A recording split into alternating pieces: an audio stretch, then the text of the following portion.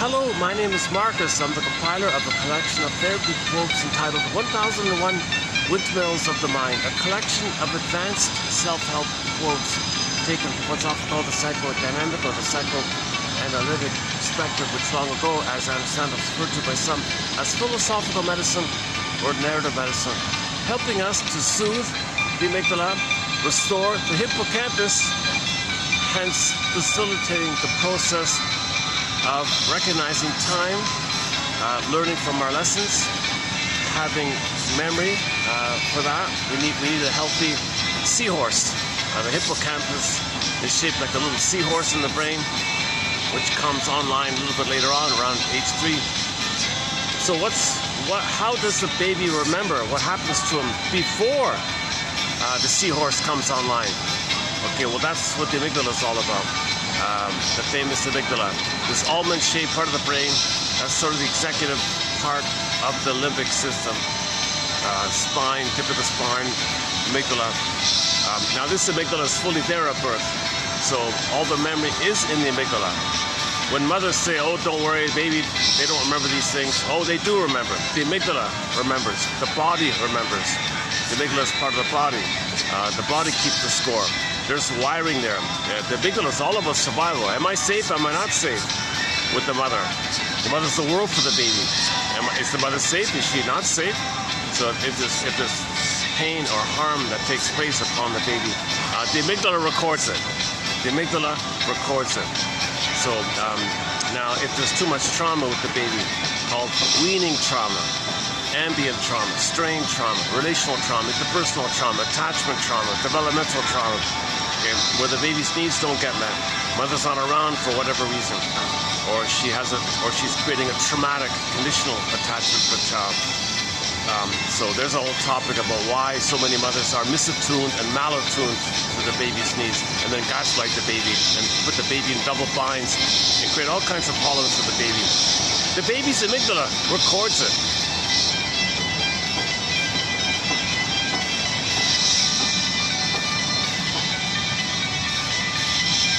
Maybe the conflicts, later on you see in films, in Star Trek and movies and science fiction films, any kind of drama, or maybe it's sort of maybe a reflection of this. I'm thinking about the title of the song in the background, Faces on Stun. I think it's based on Star Trek.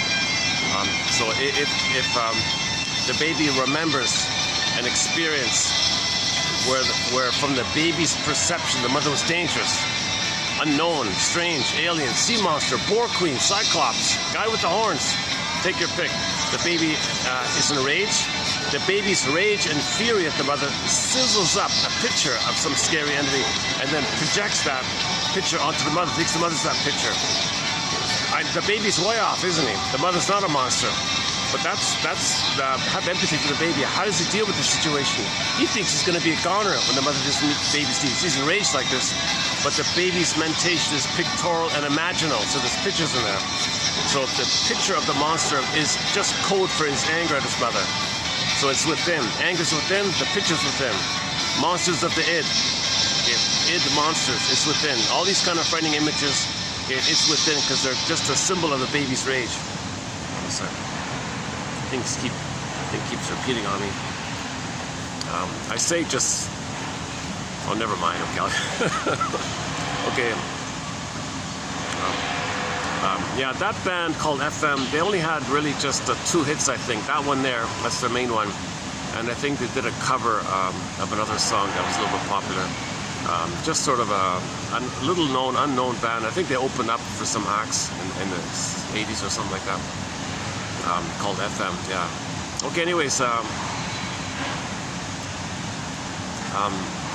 so the theory here is that the baby's mentation, it's called primary process thinking, primary process mentation.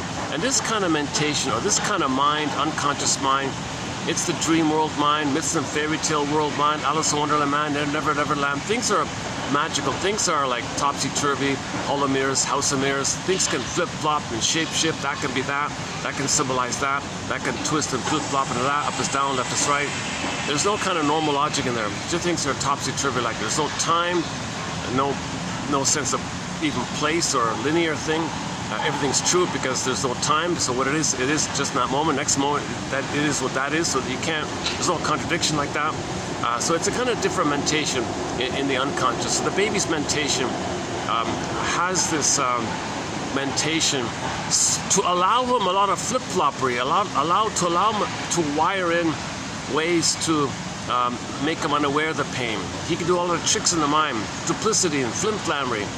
You know, later on you get all the propaganda and double talk and double speak and flim-flammery and duplicity and rhetoric and advertising tricks, propaganda tricks, all this deceptive con mantra, all that kind of talk, double thing, hocus pocus, auto-hypnosis, imply this, flip it, you meant that, catch me if you can, now you see me now, all that kind of trickery with the talking.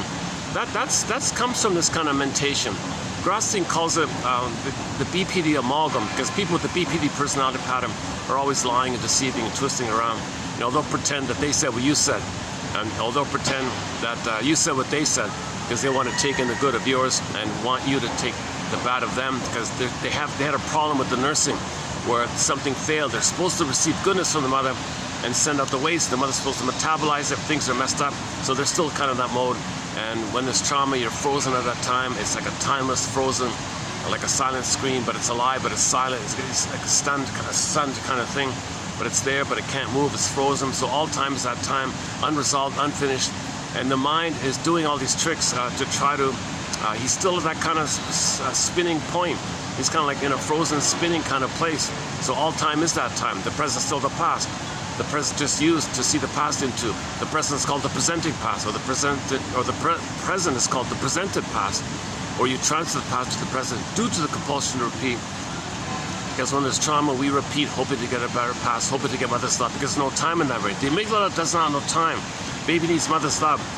Baby didn't get it. And things are spinning around frozen. So all time is that time. So in the present, he's just spinning around disappointed, spinning around disappointed, spinning, okay, so on. So the present is dysfunctional because he's not living in the present, not enjoying the present. Okay, enter a line from the film Greenberg. The shrink said to the guy, "Oh yeah, Mr. Greenberg, you have trouble enjoying the present, living in the present.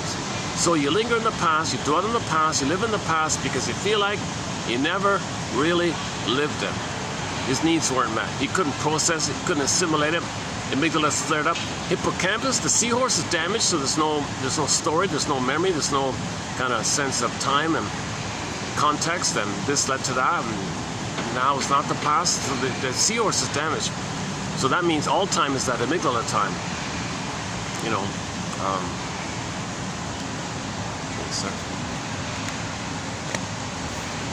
luckily there's a breeze here today. Thank God. My goodness. Okay, so I think weather-wise will be okay today. Maybe it's going to rain or something. I got the umbrella just in case.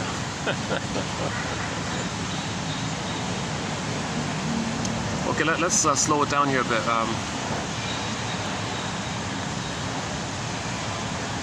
I always want to. I keep trying to cram in as much. I want to condense the material. I want to compensate for my stuttering and my ums and ahs, which, by the way, might be a sign of weaning trauma. That's a big question mark about that, because we have a quote coming up about the stuttering guy, the guy who stammers and stutters. He stutters all the time and he stammers when he talks. One guy, what's his name? Eves Coriat or something, like 100 years ago. He has a book called, well, the stuttering, that's the weaning trauma. I don't think, because he's stuttering, where's the milk, so he's stuck in that kind of mode like that. So I'm not sure about that, but yesterday, for the first time, we talked about that phrase. For the first time ever in 4+ years here, we entered into this new phrase called the weaning trauma. And that's what the doctors would refer to: relational trauma, interpersonal trauma, attachment trauma, betrayal trauma, strain trauma, ambient trauma. Okay, which leads to feeling abandoned, called abandonment syndrome, abandonment complex, abandonment neurosis, also known as the basic fault, meaning like in the Greek myth, when Miss Cord, the maiden, a symbol for your beingness, and Earth opens up, Miss Cord gets pulled down into the underworld, and now there's a chasm there, like you see an insider to the chasm, and associated with the chasm is the emotion called sarcasm. Put a dash there, sarcasm, because of the chasm, and if there's a chasm, that's like a geological metaphor, the basic fault like that. Now we're using, traditionally the shrinks would call it a preedible trauma, meaning trauma between the mother and the baby, the two-body psychology trauma, two-person psychology trauma, baby and the mother. When it's two like that, how do you describe that kind of trauma? If there's trauma between the baby and the mother, what word do we use for trauma during that time? So now we say developmental trauma, arrested development, stunted development, okay, the basic fault or a fixation there, or some kind of mother, the baby, the environment was invalidating for the baby, and it led to him feeling some kind of basic fault. And he spends his whole life now with this feeling, this eerie feeling that something flawed took place, hence the phrase basic fault, some basic fault took place. So we're having a hard time describe this. Berger calls this psychic masochism, the libidinalization of pain. Now you got to think the pain and the trauma is mother, so pain means mother, so you're stuck with that kind of thing, so you can't be happy because you didn't get enough love for, oh geez, a whole massive group is just, hold on a second. Oh, please sit indoors, oh, please sit in. There's a whole massive group about like, what is it, I don't know, at least around 10, maybe 10 or 12 people just walked in. They're going to be noisy. This crowd looks pretty noisy. Please sit inside. It is a mild, it's doable to sit outside, so I think they're going to sit outside. If they sit outside, if they're noisy, I'm going to have to move. Or they're going to look, or they're going to check out the inside part. You know, if they do sit inside, they can have the whole indoor thing. I think it's empty today. They can have the whole place to themselves.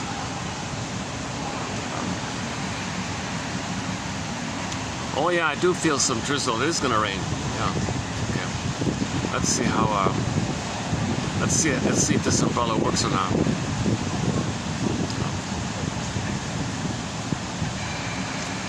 Luckily, this restaurant has a second floor balcony area, a little covered area. I can go there in case it rains.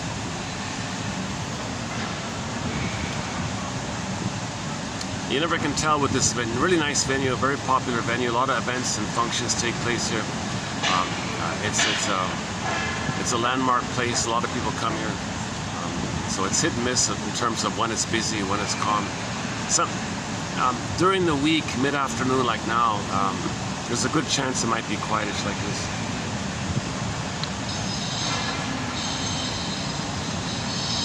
Yeah, why am I telling you this?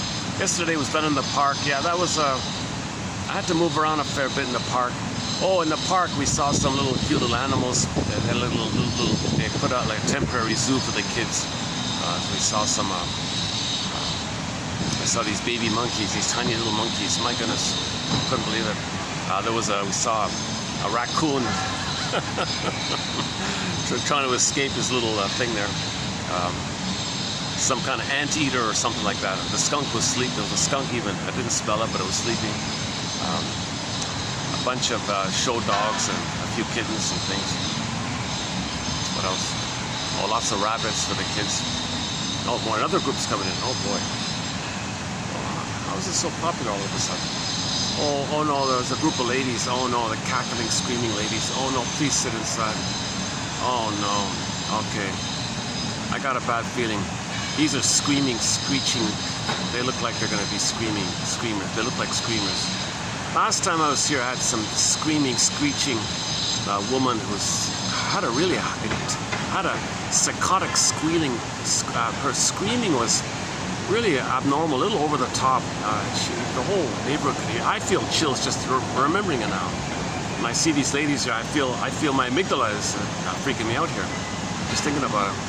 I put up with it as long as I could, kind of thing. It was scary. It did trigger me, when I heard that woman screaming. It did make me think, does that mean when I was a baby, was there screaming in my household, or were the neighbors screaming, or was I screaming, or was somebody screaming? Like, why is my amygdala flaring up just because somebody nearby has a loud, high-pitched laugh, quote-unquote laugh? Her laugh was a mixture of rage and blowing off steam, called Shatterfly. She had a perverse, sick kind of laugh. It was a eerie kind of a cynical kind of a laugh, like You could feel the hate and hostility, and she was blowing off steam. And all the people around her, all lackeys. She was the bully kind of type. She had a few kind of followers like that. And it got to a point where the kid, one of the lackeys had a kid, and the kid started screaming because she was screaming. Like that woman, and didn't stop. She didn't care, kind of. So please let those. Let's hope those 3 ladies sit inside with that other group, or maybe they're part of that. Oh, maybe they're part of that group, so maybe they're together. Oh, okay, that's good. Maybe that's what it is. Jesus Christ. Yeah, look at that. See, just thinking about it, I feel a little triggered just thinking about it. So this is the issue with the amygdala.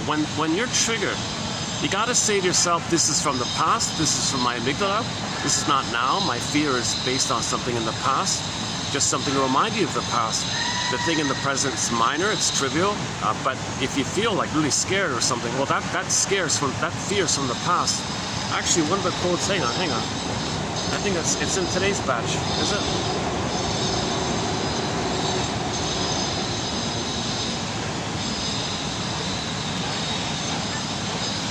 Hold on a sec.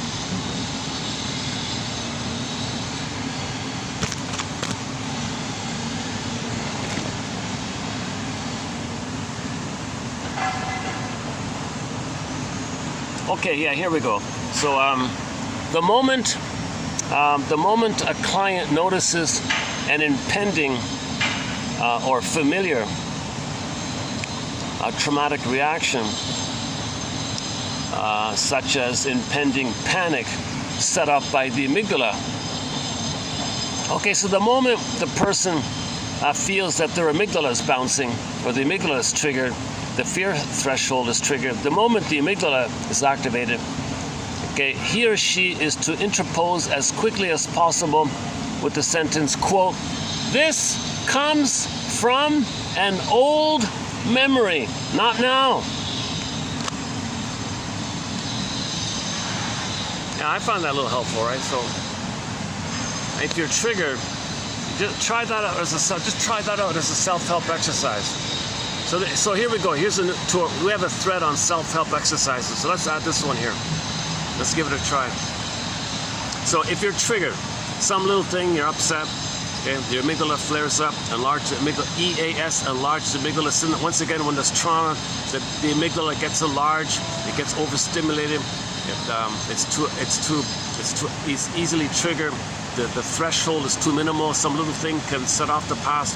So if you're triggered, like that lady screaming nearby me, or not screaming, had a high-pitched laugh, let's just say, and I felt triggered by that. Okay, now if I feel triggered by that, okay, then what I need to, or what anybody needs to do, is say to themselves as quickly as possible, "This comes from an old memory, not now."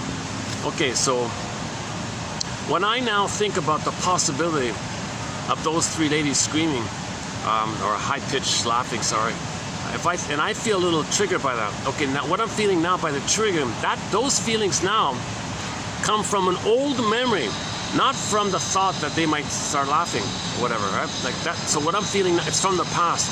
So in an abbreviated way, when you're triggered, just say to yourself, "This is from my amygdala. This is from the past. This is from the pre-verbal time. This is trauma before the age of 3. This might be prenatal trauma. This might be birth trauma. This might be trauma, between birth and 3, birth and 3, let's say. Early on trauma, before the hippocampus had a chance to record it, kind of thing." So if you're triggered, just say, "This is from the amygdala. This is from the past. This comes from an old memory. Not now. It's not now." So if you're triggered, it's not now. It's not about the present. You're just being reminded of the past. The thing in the present is just a catalyst. It's just like a little, some kind of triggering, like just some kind of this reminds you of. Reminds me of something, yeah, something happened, you had a lot of fear, you forgot it. This will remind you of it. So the reminder is only a reminder. So if the ladies are laughing at a high pitch, at a very high pitch, even makes the dogs want to run. If they have a very high pitch, eerie, screeching, kind of screaming, psychotic psychotic Schadenfreude, high-pitched sounds, a piercing kind of sounds. Even though it sounds, it might just be like a little annoying, a little mild annoyance or something.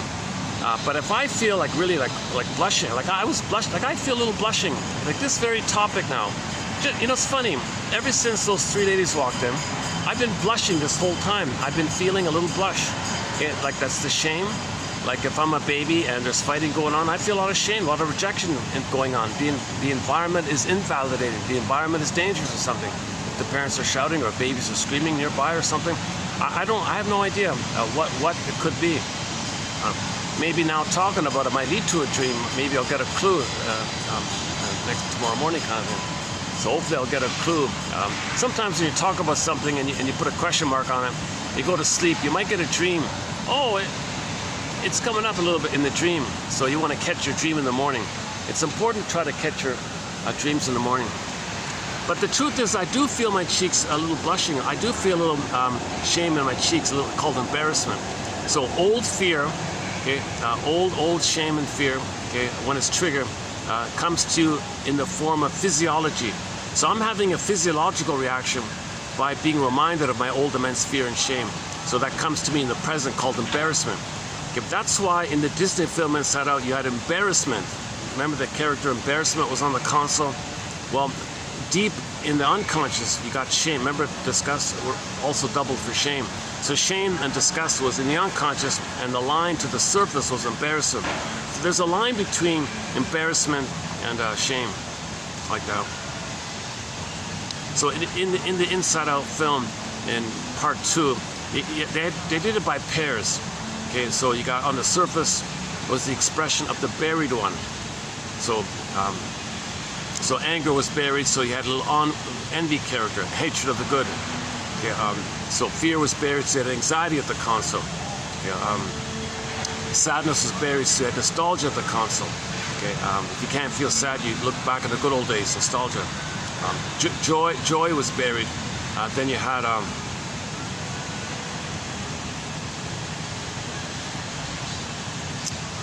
hang on. I haven't discussed that film in such a long time. Oh my goodness. Oh boy. So in Inside Out 2, you had the 5 characters get zooped away, right? So it was joy, sadness for the feeling self, and then fear, anger, disgust for the limbic side. So the 5, the 2 for the feeling, and the 3 for the sensation area. All 5 got zooped away. So on the surface, you had 5 on the surface to represent the 5 buried. So nostalgia for the sadness, right? Anxiety for the fear, envy for the anger, embarrassment for the shame or disgust one. What am I missing here?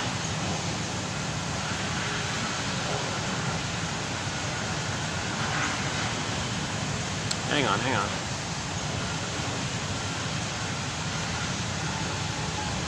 Well, if you can't feel joy, that'd be sadness, right? What am I missing? So on the surface you had ennui.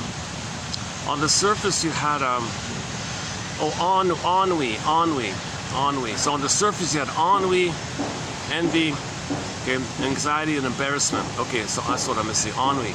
So ennui, that'd be like you can't feel any kind of joy. There's no hope for joy. There's no joys, and sadness is down there as well. So what do you got left? You can't mourn to get joy back because joy and sadness are missing. You got no beingness because joy and sadness are linked to the beingness. So I guess the conclusion was the expression of the inability to feel joy. It was this cynical, sarcastic, bored character called ennui. And ennui was sometimes sarcastic. So ennui, actually ennui was linked to the sarcasm character inside, right? Oh boy. Ennui on the surface was sarcasm inside.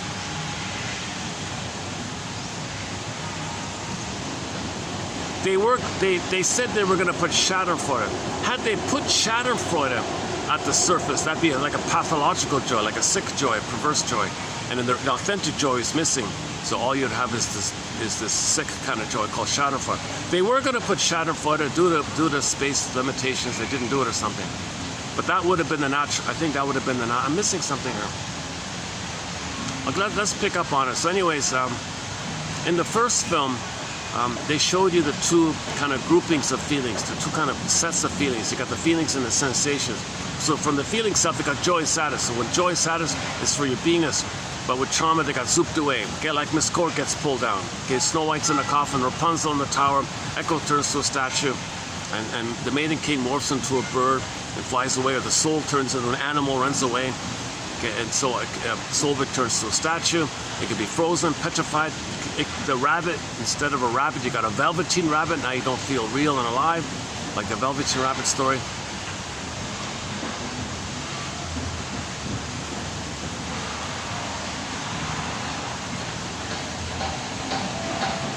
I'm still feeling some remnants of the embarrassment feelings in my cheek, thinking about the last time I was here, thinking about.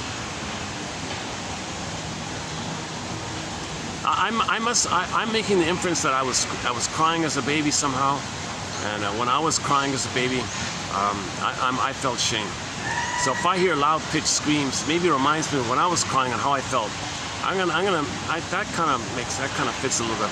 So when I heard those ladies last week when I was here, I kind of struggled doing the video. I was moving around a bit. I managed to do it. The video wasn't too bad. It was okay actually. Luckily the video turned out to be okay. So yeah. So I'm gonna experiment with this thought now. So if I hear those very psychotic, squealing, high-pitched screams, like in the form of Schadenfreude, sick laughter, like a kind of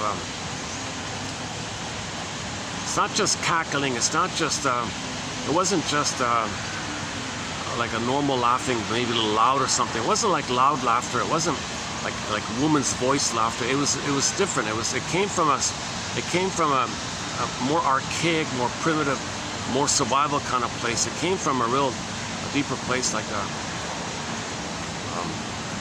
and that woman was like a large, heavy set, like obese, so she had a lot of rage in the body. So I think she had a lot of. Some people think the obesity, because you have a lot of rage, and you want to protect yourself and everybody from the rage, so you bury it in or something. So you protect yourself because you feel enraged at your own behavior or something, and you're scared, of course. So the obesity might be like a buffer, like a protective shield or something. So she was a bit like that.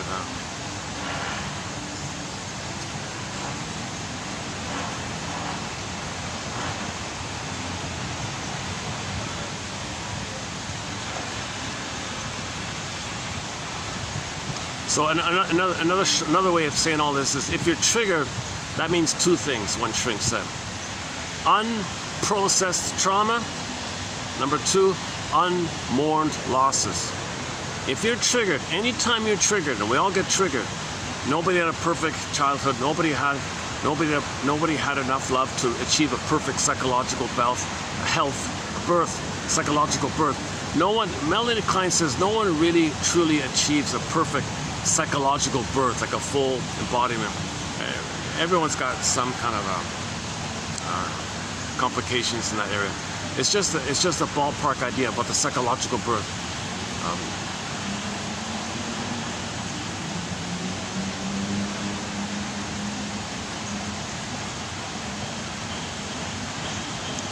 Okay, so if you're triggered, so we're all going to be triggered. In other words, we're all going to feel triggered at times, maybe some more than others, I guess. Depends on your circumstances, your environment, I guess. If people win the lottery, they can buffer themselves with lots of luxuries so they don't get triggered. But if you take away those luxuries, they might get triggered easily. So there's some different factors involved around people getting triggered or not. Some people are healthy and they live in a very triggering environment, but they're healthy, they can buffer it, I guess. They see the reality, they're not in danger. But anyways, if you're triggered, just in broad general terms, bird's eye view terms, if you're triggered in the general use of the term, in the general sense of the theory, when a person's triggered, that's code for unprocessed trauma, and unmourned losses, and or both, probably both, obviously.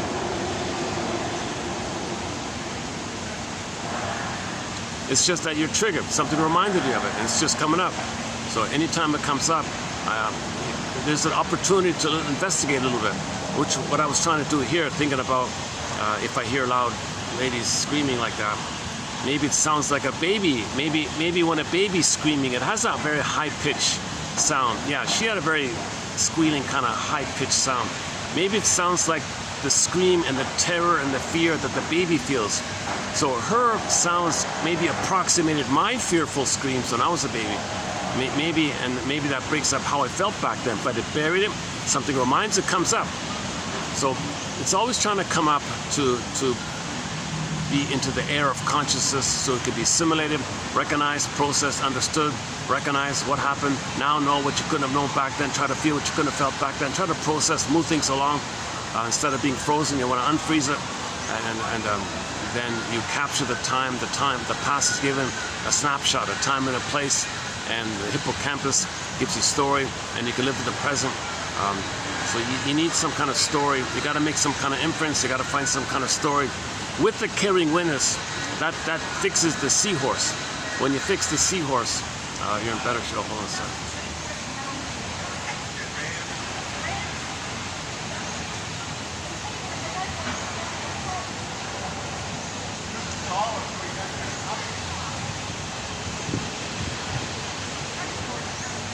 Oh, yeah, that makes sense.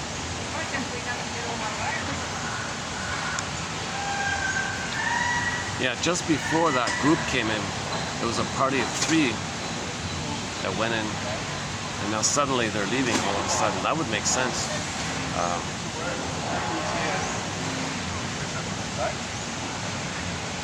They're kind of in a huff and a puff to leave. Something must have triggered them. So that this party of 3, the lady was triggered, and she's charging out of the restaurant, all upset about something, and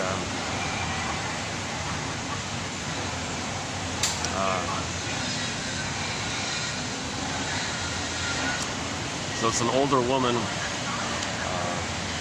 with her son and wife, I think, 3 of them, and she was charging out of there. I want out of here. They're too loud or something.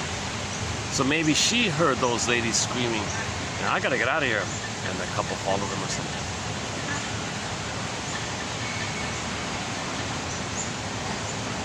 Okay, let's just enjoy this outdoor park. This is very rare, where it's about to rain, but it hasn't rained yet.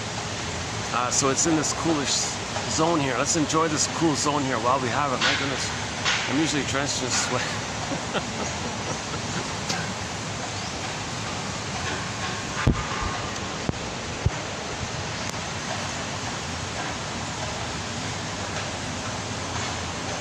Okay, there's a quote about that. A key quote here. What I'm trying to say is this one here. Yeah, here we go here. In today's batch, the second last one here, beginning with the word trauma, by somebody named Wilkinson. Trauma may affect hippocampal functioning. Well, that's no kidding. Okay. The hippocampus means I know what happened, I know the story, I have context, I got the broader picture, I know what's going on.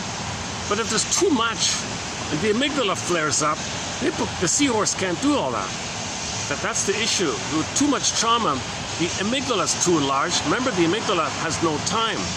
No time. So all time is that time. All time you're dealing with this bubbling amygdala. Hypervigilant, hyperreactive, easily triggered, easily slighted. People who are easily slighted, like you don't even, like someone, what was it, a year ago or something? Someone said that someone looked at him or something, tried to get their attention at the checkout counter or something. He looked at him and he just kind of like ignored him or something. And he was like really kind of angry and angrily making angry sounds or gestures or something. He felt slighted. And how did it go again? The person was just eager to leave. Why is this person angry at me or something? I don't even know them. I have no recognition of this person, but they had a very expectation that they'd look back at them. So person A looked at person B, and person B didn't look back. And person A was in a huff and a puff. He felt slighted like that. Is that right? Yeah, that quote was from about 2 years ago, I think. But that quote was in the context that he didn't get narcissistic supply, weaning trauma. So he latched on like a breast. The breast was pulled away. He was triggered that the breast was suddenly removed from the baby. Then he got triggered. The baby got triggered. The weaning's got to be baby-led. The baby's got to decide when he's got enough and he can use other foods like that. The baby kind of does that himself naturally. You don't just yank the nipple, the breast away against the baby's time when he's ready like that. So that's the one way to think about the weaning trauma. If it's too sudden like that, and a person wants something and suddenly they not get it, they get enraged like that, might trigger that.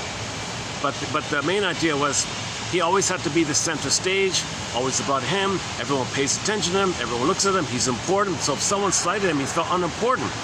Then you enter the Snow White, mirror, mirror on the wall.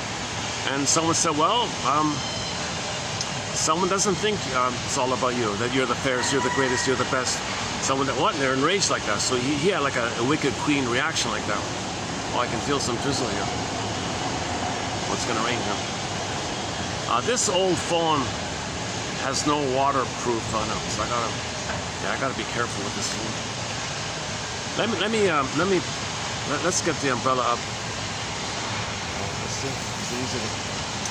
Hold on a sec. I don't want to get water in the phone, then the phone's destroyed, right?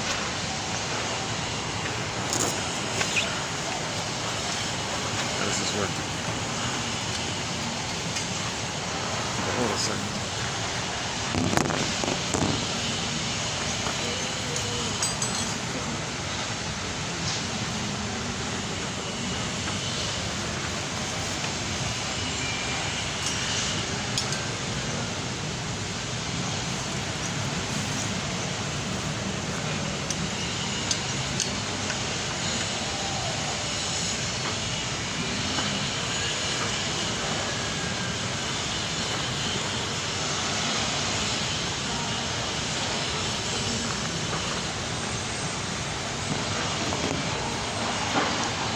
Will this work? Just barely, yeah. Should be okay, right?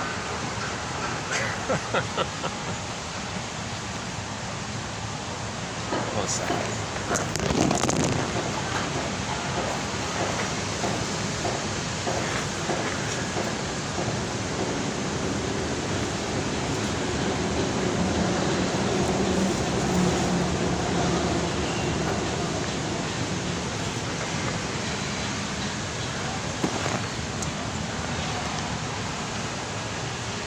I tried to play the song Rain.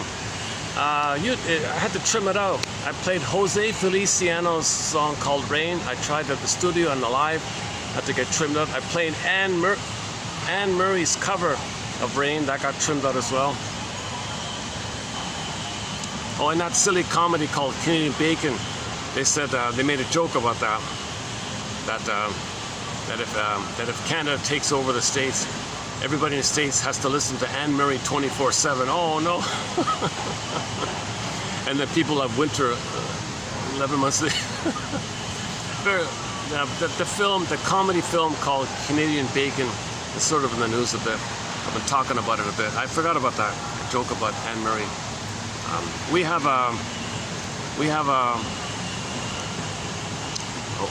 one song of hers on her soundtrack. Her cover of Jose Feliciano's song called Rain. She does a great cover of it. I think she does a great cover of it. She has a very good album of cover songs called Honey, Weed and Laughter. She does Fire and Rain on there and a couple of others. That's a good album called, that's her second album I think, 1971 or something like that. Honey, Weed and Laughter, it's on there. I tried to play it the other day and YouTube blocked it out. So they blocked out. If anybody covers Jose Feliciano's song Rain, it gets trimmed out. And, a lot of songs I try to play, I always have to trim it out. Pavlov's Dog, oh my God, a major musical voice in our soundtrack. All those songs had to get trimmed out. Late November, Julia, theme from Subway Sue episode, those are the main ones.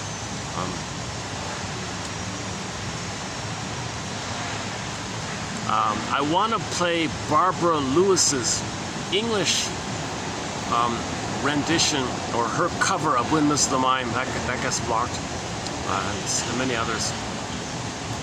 Okay, enough about the soundtrack. We've got an incredible soundtrack, songs from around the world, different genres. I talked about the opera side of things in yesterday's video in the park. Solvik song by Elizabeth Brunner, songs from Brazil and Peru and all over the place.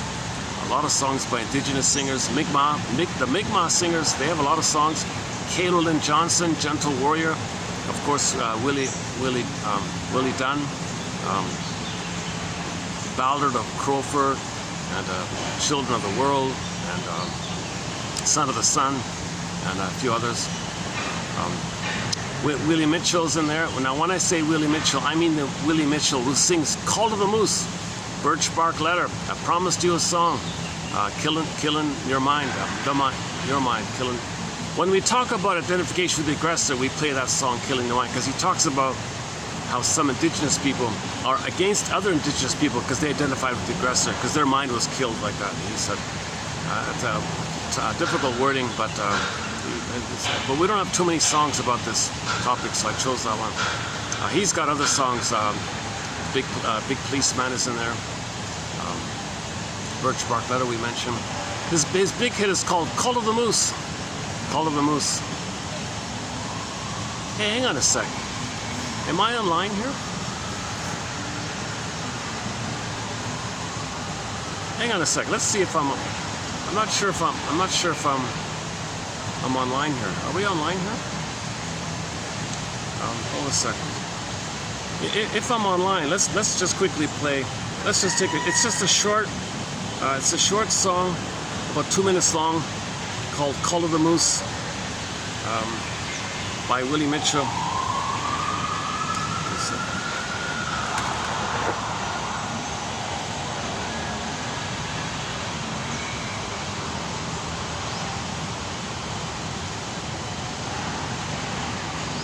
Oh, one of the Cashton guys covered it. His cover isn't too good. Yeah, I forget. Oh, even Eli Sapi covered it. That wasn't too good. Willie Mitchell's the only one who can sing that song, I think. Call to the Moose. Yeah, okay, let's take a 2.5 minute break. So here's Willie Mitchell's Call to the Moose.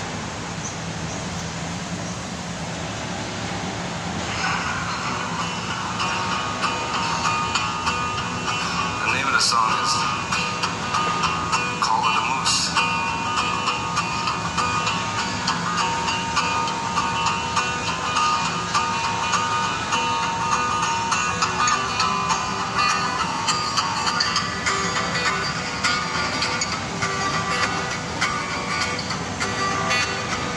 I listen to the older folks, what they have to say. I listen to the waterfall, begging for another day. And I listen to an eagle cry, dying high in the sky. And I listen to the call of the moose, she lays down to die. Don't you know, you gotta let it be. Don't you know, can't you see? I listen to the man of the law, I listen to his way. And I listen to the crack of a gun, and I'm the one that had to pay. I listen to the Ojibwe chant and to the drumming of the Cree.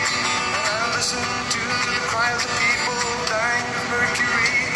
Don't you know, we gotta let it be.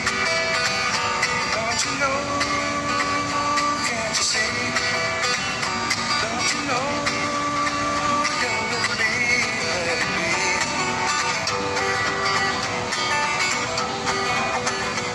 I listen to a whippoorwill, the crickets are all in tune. And I listen to a dying tree and to the whistling of a loon. And I listen to a howling wolf echo throughout the night. And I listen to a bark of a seal, and he's just a buddy sight. Don't you know, gotta let it be. Don't you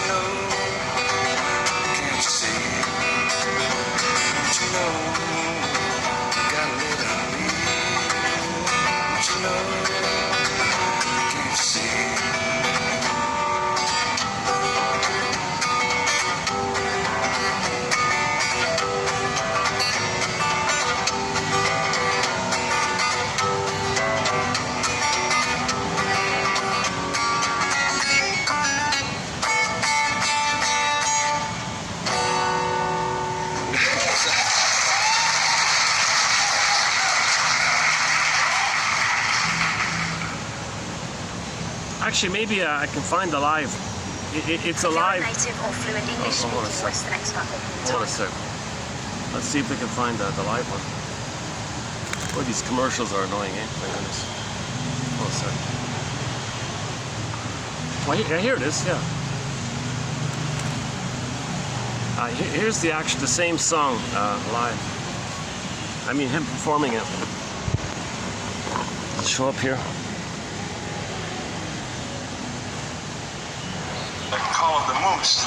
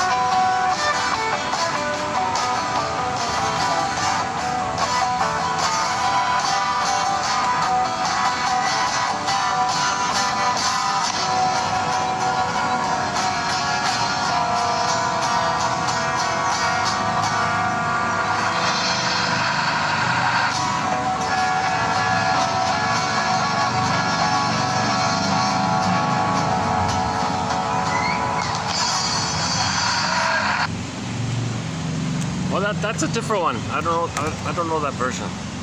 There's a better live version. The audio wasn't too clear on that one. Let me do some more research here. But that's different from the studio, right? That one. Where's the original? Is that the one? There's another one there.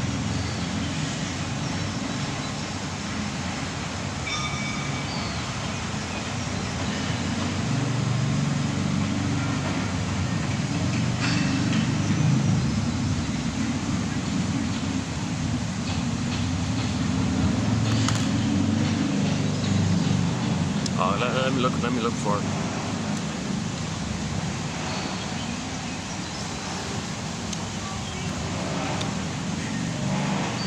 Okay. So let's go back to sort of the quote here. Yeah. This quote sort of summarizes the issue here. This quote here might be sort of one way of summarizing the therapy goal. So yes, it's considered to be an art to be able to formulate interpretations, and help create the story, piece together the story, reconstruct the story, piece together the story. So the shrink has that ability to make inferences, and it could be this, maybe this, you did this, maybe that happened, you responded by doing this, that's why you're doing this. You have this pattern, learned it back then, that's why you're doing this. So maybe the shrinks have that. And then they said, well, you got to be like a real poet to do that, a real timing, very poetic. Not many people can do that kind of thing. So now then the update was, okay, point out where the person or when the person is using a resistance or a defense mechanism. For example, you changed the topic. You were talking about this. I noticed just now, I wonder if you noticed also that you changed the topic. That's a defense mechanism. Something was painful, you changed the topic. Now don't say something was painful and then you change the topic. First, you just say, oh, you changed the topic. And let the person say, oh, yeah, because I was feeling angry, I didn't want to go there. That's the content. So defense before content. So then they would point out the defenses, and then the person would feel within themselves and reveal the content around why they use that defense. So don't say the why first, just notice the defense. Like don't say, something triggered you, you feel lonely, and that's why you're reaching for the cupboard to eat some cookies. So it's the other way around. I notice you're reaching for the cupboard to look for cookies. That's the defense. Oh, because you were triggered and you felt lonely, you didn't get mother's comfort, you didn't get mother's sweetness, and now you want symbolic sweetness. So that's called emotional eating kind of thing. So defense before content. Okay, and another core one is to catch yourself engage in a repetition with another person to see an example of what you're doing in the here and now. So you got a pattern, you're doing it again and again, you're not aware of it. But if you can catch yourself doing it with somebody, that builds the hippocampus in the current conscious example of engaging in it. So that helps build time, because now that's why you're doing now what you're doing. You have a pattern, learned it back then, that's why you're doing now. That the seahorse can start swimming, metaphorically speaking. The seahorse can come alive and do what it's supposed to do. The hippocampus. Oh, before that. Oh, okay, let's do, so there's two of them here. Okay, the hippocampus tags time and place to memories to facilitate their retrieval. Okay, that's the key one there. Hippocampus, the seahorse, tags time and place to memories to facilitate the retrieval. The amygdala doesn't do that. The amygdala has no sense of time or place. It's just always now. It's always survival. It's always a jungle. It's always now, like an iguana, just surviving. The amygdala only cares about safety and survival and reproduction. That's it. The amygdala. Oh, the amygdala. The part that takes in all of our senses and says, are we safe or not? That's the only thing that the amygdala cares about. The hippocampus is involved with learning, putting things into context, memory, etc. Okay, if you see somebody's dysfunctional, if you put them on a scanner, you can see an overactive or enlarged amygdala. the amygdala literally becomes enlarged, or too flooded, or too stimulated, or too overactive. So that means the person is way too sensitive to the environment. So they're easily triggered. So we need to lower amygdala activation, and we need to strengthen the hippocampus. So that's the problem with Bob. In the comedy film Bob and His Enlarged Amygdala, that's the topic there. Okay, so back to the hippocampus, the seahorse. The hippocampus tags time and place to memories to facilitate their retrieval. But if information has not been adequately processed by the hippocampus, which becomes inactive in circumstances of severe trauma. See, in severe trauma, in babyhood trauma, weaning trauma, attachment trauma, if the hippocampus is too damaged, becomes inactive, the person cannot easily remember what happened. Events which are distressing emotionally, which inactivate the memory store of the left hemisphere in this way, leave the strong emotion to be stored principally in the emotional storehouse of the amygdala, which is located in the earlier developing right hemisphere. It remains unavailable to recall, but may come to govern ways of being and behaving in relation to others. So you don't even know. The shadow knows, right? The amygdala knows. The shadow, amygdala, dark, don't know him. So the shadow knows, the amygdala knows. And it's governing you. It's telling you how to behave. It's telling you what to think, feel, and believe and do. It's driving you. And you don't even know it, but it knows. So that, some people call that amygdala hijack. It takes over you like that. You don't even know what you're doing. You're just doing things in a trance, like you're sleepwalking, like you're hypnotized. One person compares the amygdala as waving one of those hypnosis watches. You are sleepy. You don't know what you're doing. You will do what I tell you to do. Yes, yes. Yeah. So the amygdala is like a hypnotist or something. Puts us in a trance, and we're doing what the amygdala tells. Now, what's in the amygdala? Repeat the trauma. Repeat, reenact, repeat, reenact, repeat, reenact, repeat. So that's like a 45 record spinning around all the time. And we're in a trance. And every time you repeat, it's like waving the watch. Repeat, waving the watch. Repeat, waving the watch. A new situation, post-hypnotic induction. Okay, repeat, play the record. New situation, repeat, play the record. Hypnotize. So, something like that.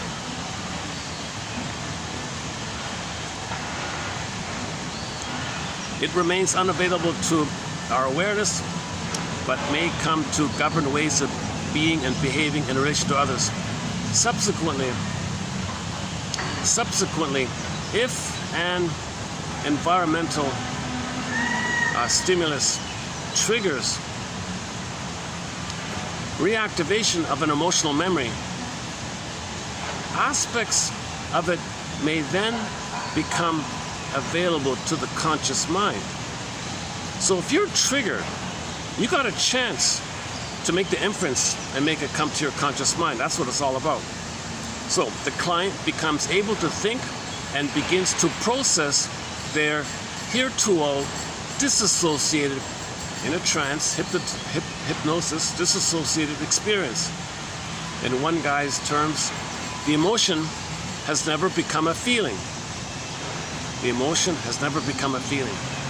See, feelings, you can name it. It's from the beingness. The emotion is like the sensation, the affect. A mental representation which can then be processed. So something in your mind which you can assimilate, process, metabolize, accept, digest, psychological food, make it a part of you, assimilate, psychological part of you. It's available to you. Mental representation, and it's processed like it's done its thing. It's run its course. Kind of thing. So when you're triggered, you have a chance to find your story. Anytime you're triggered, you can find your story. Like thinking about last time I was here with the screaming ladies. Maybe I'm trying to find my story. Maybe I was screaming. Maybe her screams sounded like my baby screams, because she had that kind of terrorized kind of really. She had a like a.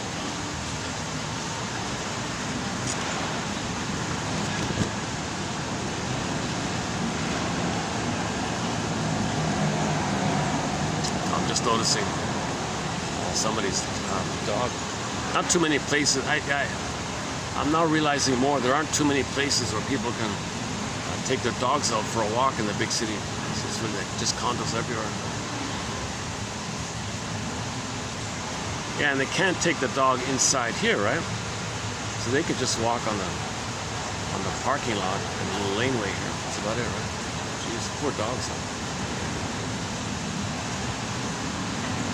Oh my goodness, yeah. How do these dogs, how do these pets get a chance to run around? The family's got to drive for like an hour to the countryside or something. Right?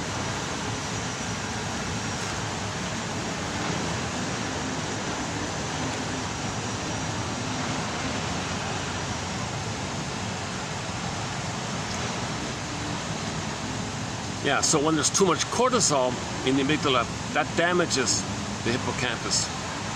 Okay, so trauma and all the cortisol may affect the seahorse functioning, the hippocampal functioning, and explicit memory, and leave the person with the highly sensitized amygdala store of painful emotional memories that might even be held only in the body. Such memories make it difficult to gradually build a personal narrative that it is not so unbearable that it has to be split off again. Denied, disassociated, split off, so you still can't know it. Instead, now when in the therapy process,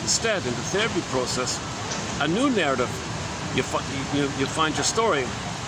This becomes storable now in the hippocampus and retrievable in a bearable form because it is based on current experience with the person you're repeating it with.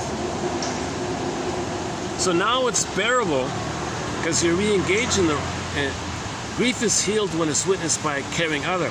So the caring other, your friend or the therapist, now it's bearable because it's kind of like, I think it's like that aversion therapy, right? Like you're scared of something, but you bring your friend with you, you face it a bit, step back, face it a bit, step back, face it a bit, and maybe eventually it doesn't bother you anymore. So maybe it's a little bit like that, I think.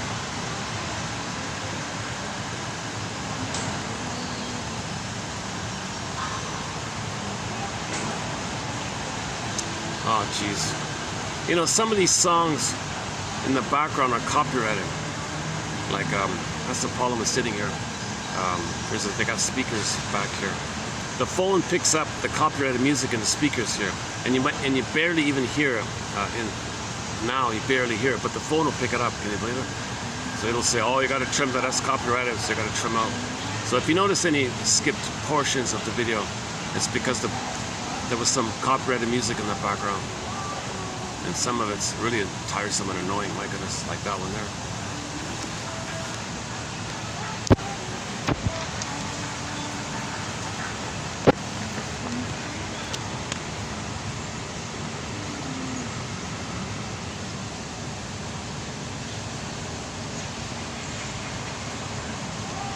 Oh boy. Let me get away from this annoying. This song is kind of triggering. It's kind of a really patronizing, annoying kind of song. Hold on a sec. Let's visit the Swan.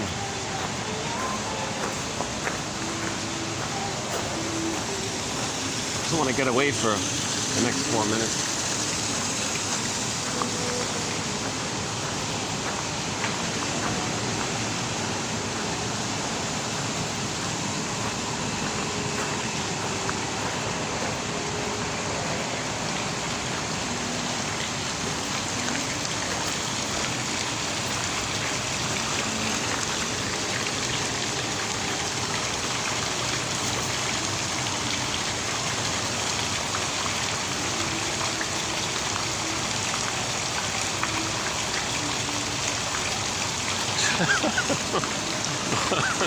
They're all grooming themselves, eh?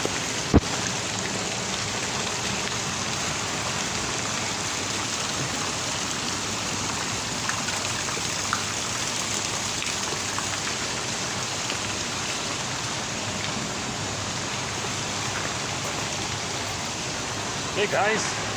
All right. Hey, I'll take that as a hello.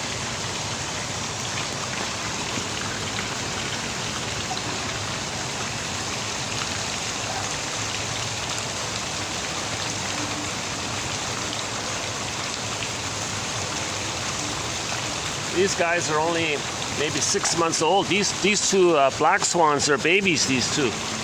That's the older one. He's been around forever. The white one there. These are the newer ones, these two here.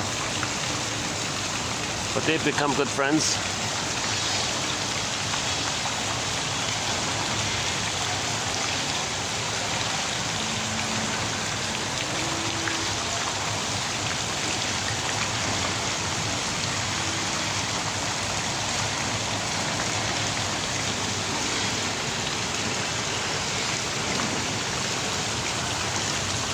Not sure if I'm holding it at the right angle here. Hopefully you're seeing it. Not sure.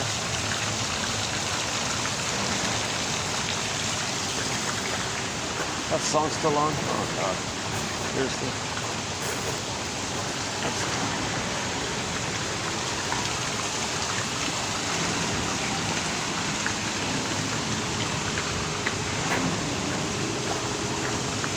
What's still going on? Oh God.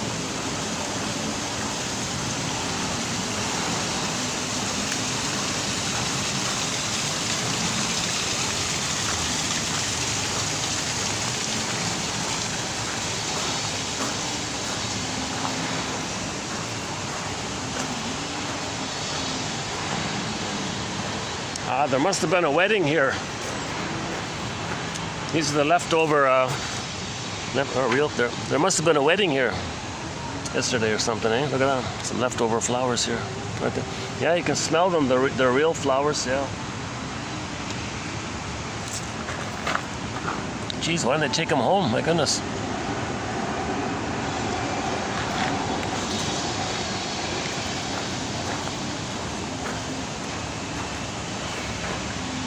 Well, that song is still going on. Oh, Jesus.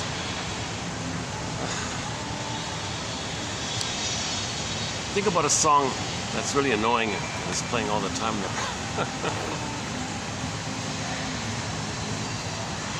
Okay, let's just carry on here. So in the recent videos, I've been it's something new here. I'm not a doctor. Like I'm not a biologist. I'm not familiar with the biology of the brain. So I'm just trying to find quotes and engage in the process of trying to see if we can bring it together somehow. Oops. So once again, if I had the funds, play Joni Mitchell's song, This Flight Tonight. Made popular. Is that copyrighted? I think it is. Let's give it a try, because I gotta blot out that background noise. If it is, it'll be trimmed out. But let's see if it plays. Let's play Dan McCafferty's cover of Joni Mitchell's This Flight Tonight.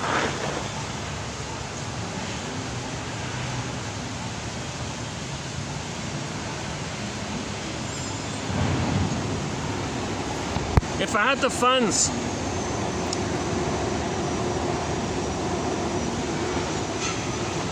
If I had the funds, I'd be on this flight tonight. With this AI tool, you can create unlimited goddamn ads. t-shirt designs Hold on from a just a sec. single keyword like these in minutes. Not just this, you can also... It's a daily dose. What the hell? Oh, Jesus. Hey y'all, welcome back. Oh, Jesus Christ. Oh, here we go. All right, this flight tonight.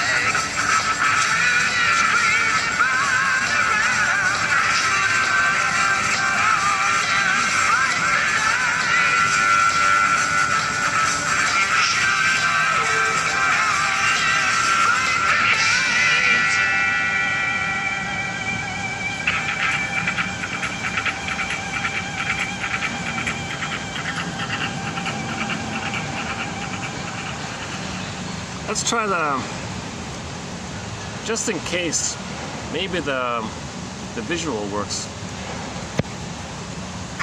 Jetzt wieder zurück ins Studio. Ich glaube, ein Titel von den Nazareth darf nicht fehlen. This flight tonight. Austria, all right.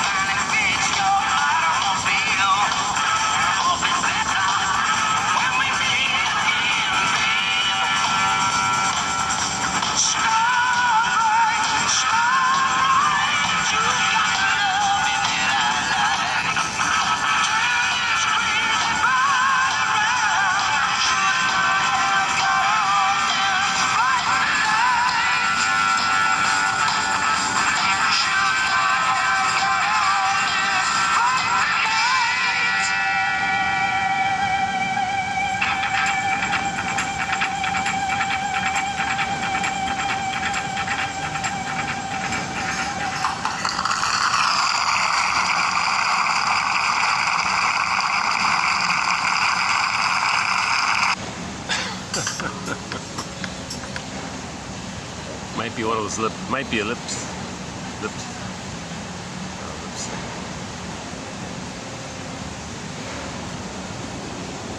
Oh, here's a live. Should we try, what about the live 1991 live version? How was this one?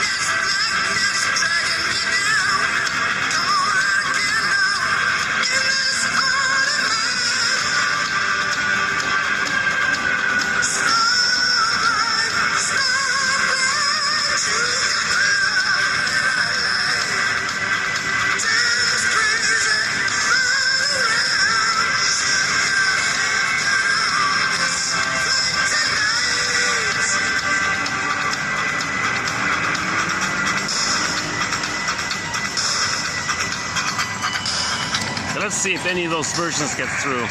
Sort of a test for myself as well to see if I can play it. The original by Joni Mitchell is Snoozeville.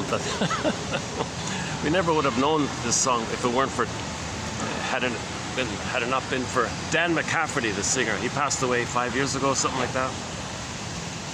We play a few of his songs. One called Star, another good song of his, Star. Enough Love, another one called Enough Love.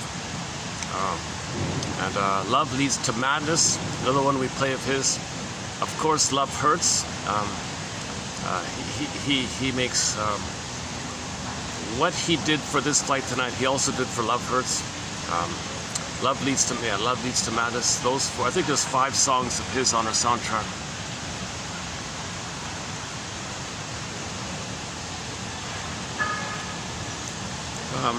You know, my mood is a little, I'm kind of half here, half not here, to tell you the truth. Part of me is not really doing this video the way I normally do it. So I'll probably be taking a bit of a break, maybe after this video. So let's run through the quotes here. Okay, so once again, the amygdala is there at birth, fully formed, doesn't know time. All the trauma's in there. Due to the compulsion to repeat, all time will be that time. So we're going to recreate and restage that scene. It's symbolic of it. If we can interpret it, then we can fix the seahorse, and then we don't need to repeat. Once we remember and get the story, we don't need to repeat. The reason we repeat, because we don't remember. We're trying to remember, so we repeat in an attempt to remember. Okay, yesterday I ran, in most videos I kind of run through the stingers and the clingers and the Faustian deal. I run through some of the core points here. Today I'm gonna maybe just skip it here.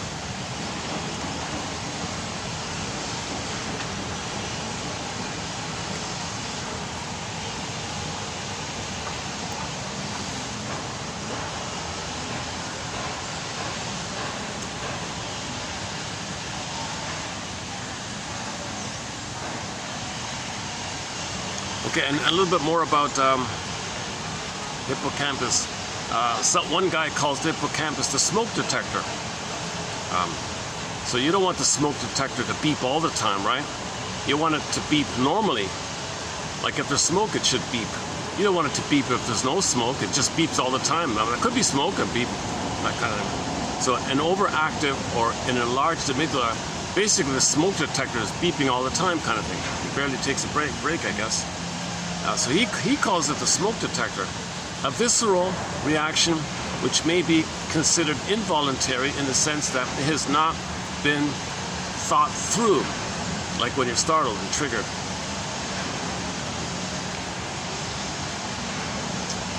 The moment the client notices, oh, we did that one already, okay. How can the amygdala be educated? This is an important question, since the amygdala is the most primitive part of the mammalian brain. So how do we educate the amygdala? The amygdala is this pulsating,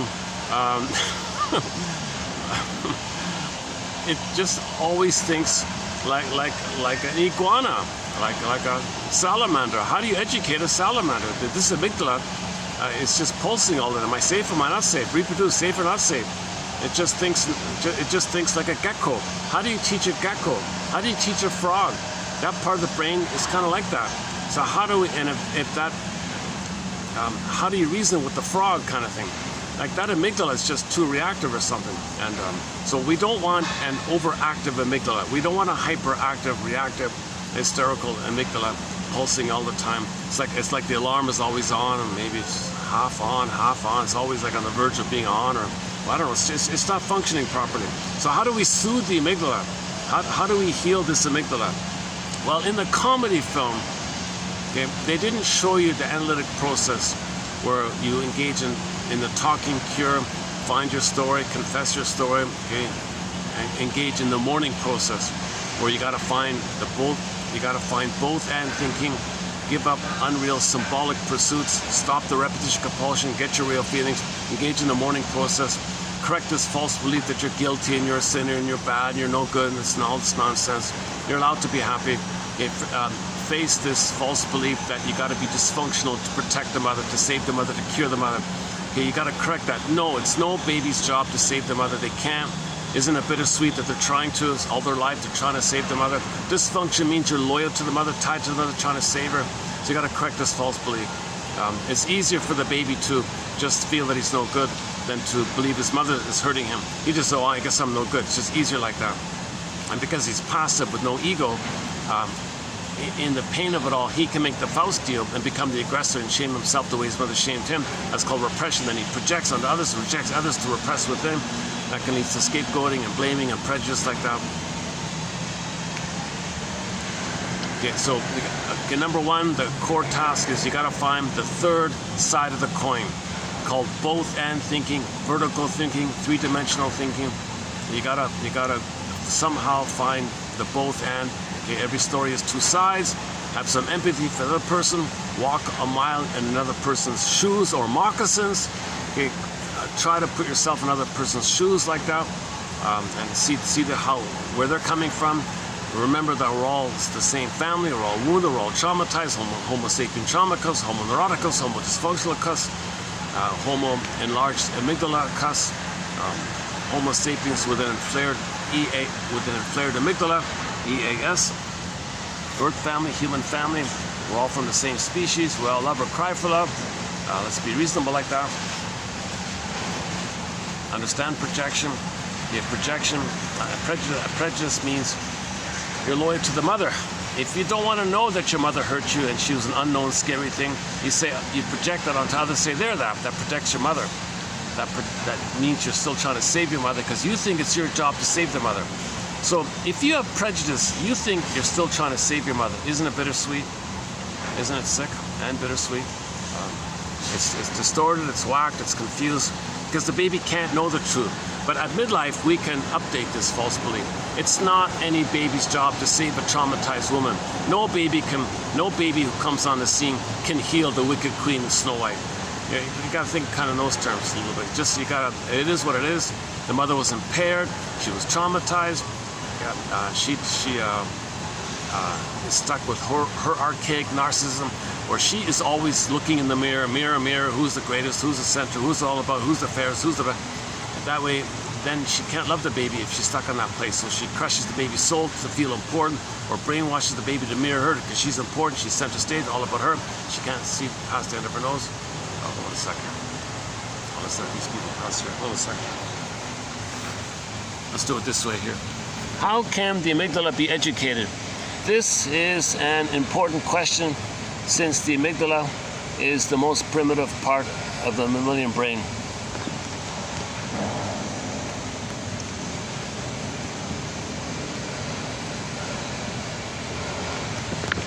And actually,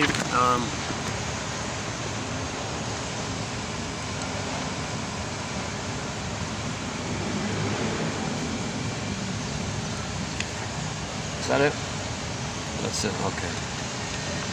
Okay, that's it for now, with reference to the amygdala and the cortex.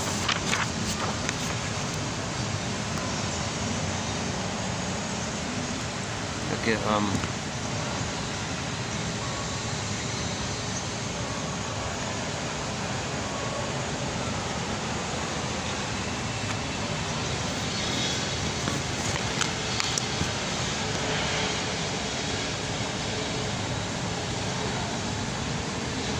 yeah, as Elizabeth Severn, Sandra Ferenczi's friend, put it, the child is usually too shocked to recognize the enormity of the pain against him, and consequently finds it easier to feel himself the guilty one. So Fairbairn calls that the moral defense. It's easier for the baby to say he's no good than to think the mother is failing him. It's just easier. The baby's ego is not there. He can't see the truth of the situation. So the defense mechanism to deal with the pain is just to conclude, make an existential conclusion that he's guilty, he's no good, he's defective. If he's in pain, that means mother's punishing him. That means he did something wrong. That means he's guilty. So he decides these kind of things. So that we forgive ourselves as babies for doing this, but when we're at midlife, we got to update this. Hold the phone here. That's not true. It's no baby's job to heal a traumatized mother. The role of the mother is to function, to meet the baby's needs. It's not the role of any baby to meet the mother's needs. Whoa, but that's what happened. The baby he's going to fail, mother's disappointed, and then the baby understands himself when the baby sees himself reflected through his mother's eyes when the baby fails to save her. Now he feels miserable. He leads a dysfunctional life to reflect that. So he'll be dysfunctional in one way, shape, or form, and that dysfunction reflects how he saw himself reflected in his mother's eyes when he failed to save his mother. So isn't it bittersweet that we still remain dysfunctional because we're still tied to the mother, trying to please her, trying to save her, thinking that we got to mirror her, thinking we got to fix her. So if we do, and then maybe one day a magical time machine will appear, we'll go back in the past, the mother will say thanks and provide the love. It's not going to happen. Isn't it bittersweet that we're so loyal to her like this? You gotta give up the death of this unreal hope. Then is the birth of life. But the death of it's going to lead to mourning, and then the phoenix is the birth of the life, or the egg and the phoenix come to life. So you gotta. John Off's line is, when there's hope, we live with the unconscious hope for the fulfillment of old unfulfilled needs. It's the death of this kind of relentless, unreal hope that's the birth of new life. So you think that by mirroring the mother, imitating the mother, she shamed you shame yourself. And then you project yourself on others and shame them to repress that you're shaming yourself. And then flip-flop, the one you just shamed, you think is your mother, now you're angry at your mother, the person you just shamed. You think doing this kind of stuff is to protect the mother because like the famous movie clip, you can't handle the truth. The baby can't handle the truth. The baby, there's no way the baby can handle the truth that the mother's failing him. The greatest hurt of all, mother betrayed me, mother failed me, she's impaired, she's like the wicked queen in Snow White. No baby wants to really take in and really experience that the mother's like the wicked queen. Baby can't know that. No way. No way. He'll deny it, hallucinate a goddess, and superimpose a goddess, split off, separate, compartmentalized over on top of the wicked queen image, and then later in life shame others who play him, and then flip-flop, there's the wicked queen, the one you just shamed, then he hates the one you just shamed, thinking the one you just shamed is the mother, because the proxy played him, then flip-flop, the proxy played his mother, then he expresses anger at his mother. So first he is the mother, finds someone to shame them the way he was shamed. Then after he shames somebody who played him, flip-flop, there's his mother, and he plays himself angry at the one he just shamed. This is dysfunctional stuff. This is repetition compulsion, loyalty to the mother, trying to change the past, show up the mother, tell the world what your mother did to you, expressing your anger at the mother. You can't let go of that anger, so you're finding proxies to play you to shame, so then you can think they're your mother who hurt you, then you're angry at the one you just shamed. This is very dysfunctional stuff, you know.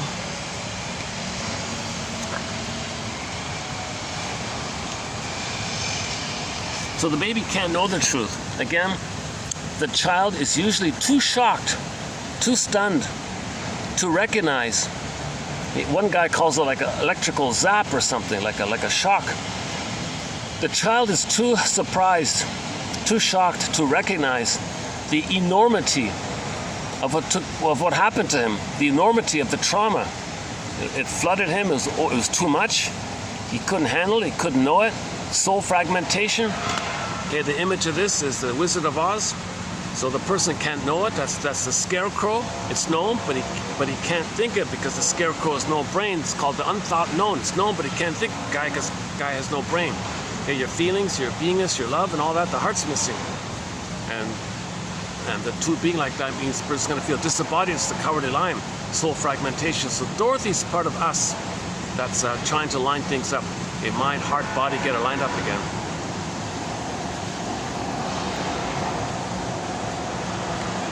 And it's fragmented, right? So knowledge of the trauma, the scarecrow is in one place. The feelings of the trauma is split off in another place. The timas, you got to bring it together, link it up together. That's the morning post. Then you get embodied in the car, and the lion has. Then you have your embodiment. Now you feel like a normal lion instead of that cowardly lion.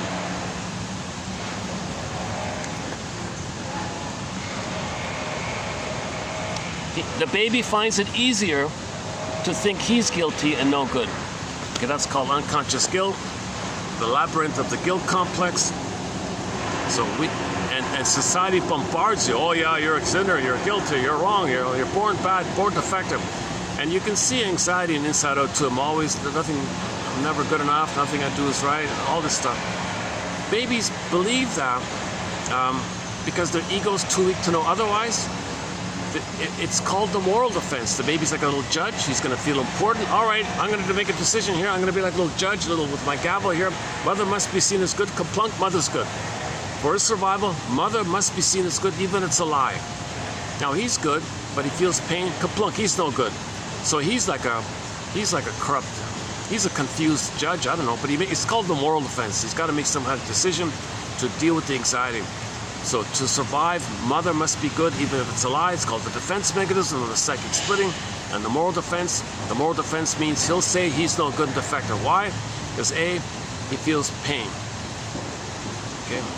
Is he being punished? Is that why he's in pain? Did he do something wrong? B, mother's not meeting his needs. Is that because there's something wrong with him and she doesn't want him? Is it because he's defective, unwanted? He's defective and flawed? That's shame. The emotion for that is shame. Then the baby thinks, all right, well, I got to save this woman. I got to fix this mother. He's going to try, in his magical, powerful, godlike thinking, I'm going to fix this woman. He fails, guilty. The reminder, the accusing finger, the inner critic. Did you save the mother? No, guilty. Always guilty. Did you save the mother? Guilty. You want to be happy?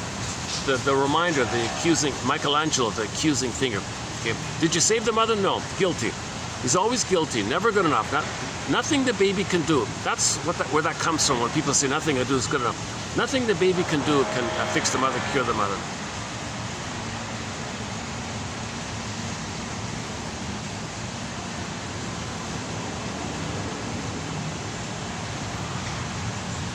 I was thinking this, if I were feeling more refreshed and optimistic, if I were in a better mood, this could have been a really good video today. The conditions are good today here. My goodness. The workman blames his tools.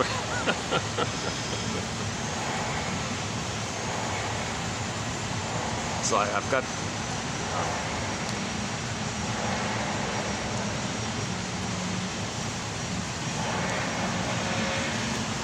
got healing to do, obviously. I want to get to a place where if I do this flight tonight and get on a flight and do the analytic process, I'll show you the after. Oh, that's why I played the song, this flight tonight. So if I had the funds, I'd be on this flight tonight, do the analytic process, and show you the effects of therapy, where you could see a before and after. Like what you're seeing here in this video is me in the before therapy. I'd love to show the viewers an after therapy, a calmer, relaxed, embodied, more mature, calmer, more intelligent, formal sense of being. I'd love to show you. I now want to know myself how I'd be, if I could be healed or be who I was meant to be, and had it been loved. I want to get that restoration of my soul, that kind of thing. So I'd love to show you before and after. I don't know how that's going to happen. So I'm reading, so in preparation, so to speak, I'm trying to absorb in how the shrinks think from the books, so I can maybe think for that for myself. It's limited because grief is, you gotta have a caring witness. That's the so-called corrective emotional experience. What they mean is you feel safe with another person.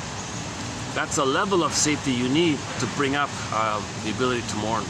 You need to feel safe enough to bring up that. When you feel safe, feelings come up. It's the same mechanism like humor. When you feel safe, the tension you felt, the release is in terms of laughter. That, of course, depends on your psychic structure. If your psychic structure is the paranoid schizoid mode of experiencing, that's called schadenfreude. So when you shame others, you laugh, like that sick laughter. You feel better when you shame others, schadenfreude. So you got some, you blew off some steam by shaming your soul, because you are the mother. That's the pleasure, because you're one with the mother. You get a blissful feeling when you're one with the mother. But the Faustian deal is you got to shame your soul. Now, when you shame your soul, when you shame yourself, it's going to be projected onto someone else. Someone else is you. So when you reject them, you feel perverse pleasure, because you're one with the mother who did that to you, and you're the mother who did that to you. And then you can even hate the one you just shamed and make more fun of them. So all this mocking and sardonic humor, black humor, it's a perverse joy called Schadenfreude. If the psychic structure is what Klein calls the depressive position, everyone's better off. It's heart-based, it's helpful-based, it's not at somebody's expense. That kind of humor, and you feel safe because you're more enlightened, and everyone's better off, and no one's hurt, and you help people. There's empathy and love like that. So you got humor from that kind of place. It's a huge difference. I think that the laughter might reflect it if it has a.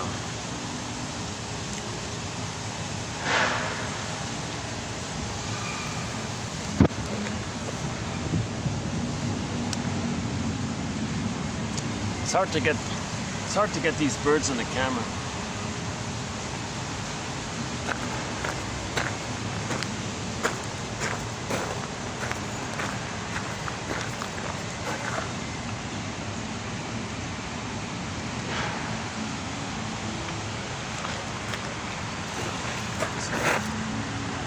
Oh, they're half.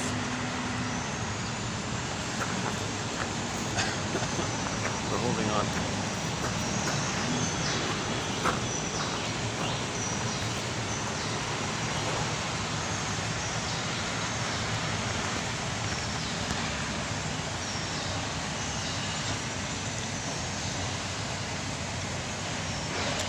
Okay, let's leave this one about the dream. Maybe I'll just leave it here. About the nightmare, trying to piece together your feelings. Okay, let's not do the dreaming one. Okay, this one here. Experience has convinced me that the client does not invent, quote unquote, but always tells the truth, even though in a distorted form. So people tell you something, it may just be kind of coded or metaphorical or distorted, but underneath there's some kind of truth. There's an emotional truth. It may not be a literal truth with the words, but there's some kind of emotional truth underneath it. What the person says is mostly of a severe and specific injury inflicted on him when he was young and helpless. So someone tells you a story, you don't believe it, but there's probably some emotional truth, and what they're telling you is some kind of camouflage for it. Personally, I like knowing that my high-level anxiety might be related to having an enlarged amygdala. That knowledge is important to me. It helps me keep the anxiety in perspective. Okay, that's another way of saying it. Yeah, that's another way of saying it. So one way of saying it is, this is from my amygdala. It's from the past. It's not now. Right? Where is it again?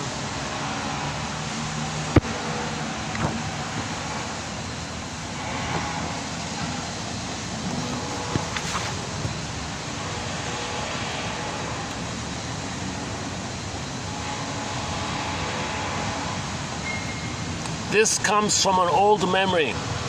Okay, so when you're triggered, you say to yourself, this comes from an old memory. Not now. This is from the amygdala. This is from the past. This is an old memory that's coming up. Personally, I like knowing that my high level of anxiety might be related to having an enlarged amygdala. EAS, enlarged amygdala syndrome. EAS. On YouTube, watch that film. It's called Bob and His Enlarged Amygdala. That knowledge is important to me. It helps me keep the anxiety in perspective. Well, let's take up that opening scene from the film. I'm not going to play the film here because the audio doesn't work too well. Hold on a second. Let me just show you like the opening credit thing of this film called Bob and His Enlarged Amygdala. Hold on a second.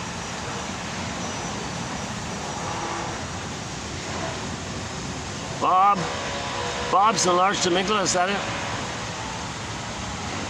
Bob and His Enlarged Amygdala. Let's see if I can get the opening. Let's see if we can get the opening. The opening scene here.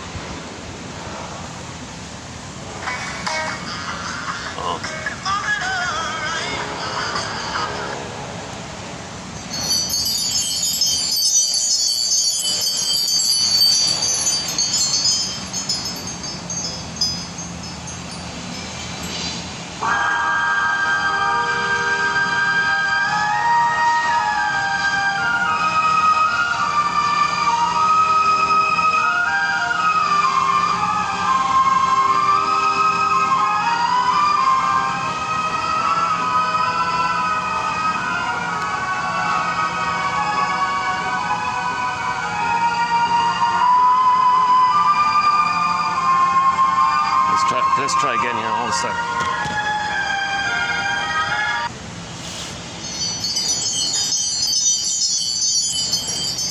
Does that work better? Oh, hang on. All right, let's try. Oh, what happened? Oh, hang on.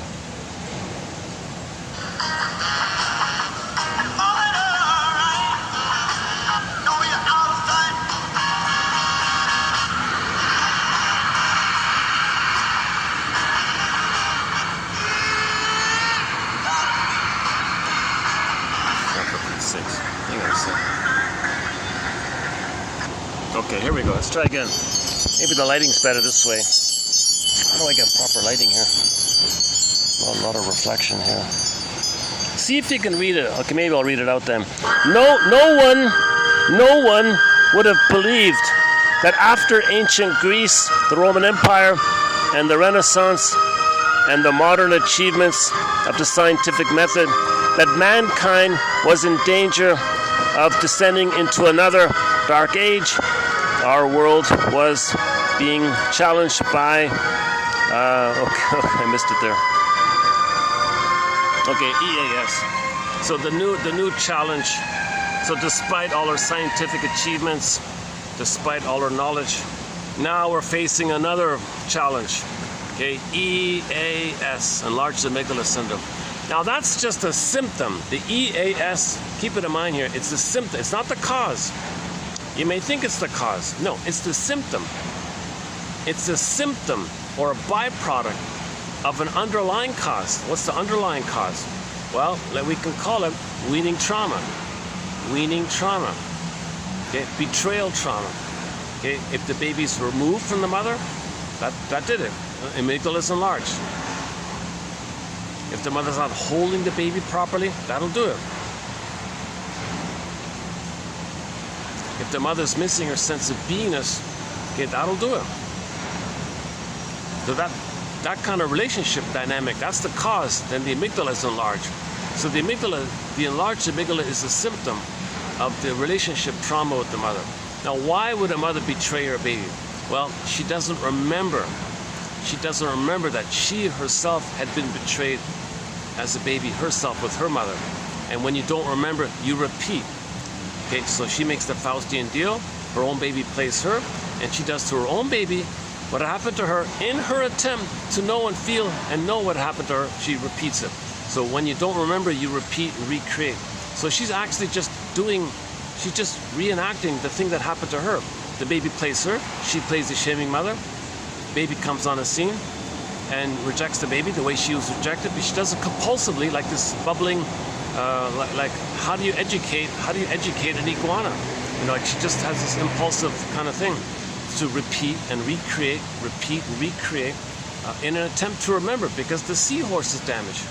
Now, ideally, she can perhaps do some self-introspection beforehand, get up some feelings, and when you have your feelings, she won't hurt the baby.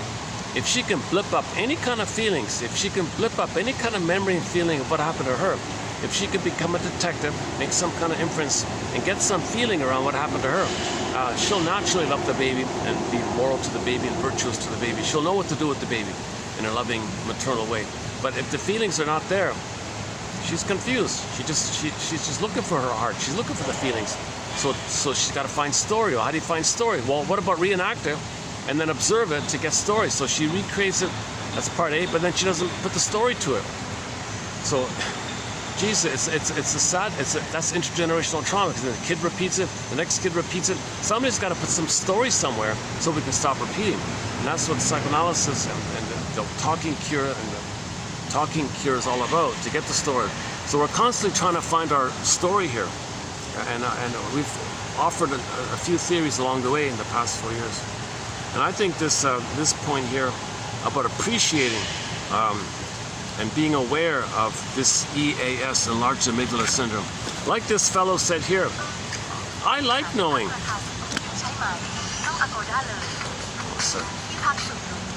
Boy, some of these ads, they really try to shock you with their ads, don't they? Okay. Personally, this one says, personally, I like knowing that my anxiety might be related to having an enlarged amygdala. So there's some knowledge. Okay, it gives me perspective. My anxiety is from the past. Old terrorizing fear with the mother that's coming to you in the form of anxiety, visceral sensations. So remember, in Inside Out 2, you got fear underneath, right? And on the surface, you got anxiety. Most of that anxiety is dealing with the old fear being triggered up, but it comes to you in the visceral sensations called anxiety. So she's shaking, drinking energy, buzzing around, and a little manic behavior like that. So she's trying to, she's trying to master the trauma of the past. So every little thing reminds her of the breast trauma. So every little thing in the world, how do I manage this? What if this happens? What if this happens? And she's got a whole factory of mind workers. Imagine this case scenario, this case scenario, this case scenario. They're all reflective of the baby's effort to have a stable, secure breast. So it's coming up again. He failed. This time he's going to try again. He's going to be prepared.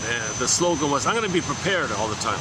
So the baby wasn't prepared. But you're older. You're going to be reminded. Now you're going to be prepared. But the present isn't the past. But you're trying to control the present as if it's the past. That's called anxiety because you're unresolved in this issue where the baby didn't have a security with the mother. So you're trying to create security in the present where you want to have things go your way kind of thing. So if you feel anxiety, it puts things into perspective. Okay, that number one, it's the past. It's not happening now. What was it again? I keep forgetting. What was the line again? Say to yourself, this comes from an old memory. So if you feel anxiety, so obviously, if I'm speaking to you in an anxious way, there's some old memories involved here. Some old fears in my life coming to me in the form of anxiety. My anxiety when I speak is a reflection of some old fears which I don't remember. So I need to also put that in perspective. This comes, so my current anxiety comes from an old memory, not from the now. Not from, why should I be anxious now? I pretty much have, I've got like almost, I got half the place, I've got half of the outdoor, I've got this end of the park, I've got I've got a third of this outdoor section kind of to myself basically. It's Monday afternoon, no events taking place, everybody's indoors. So why should I feel anxious?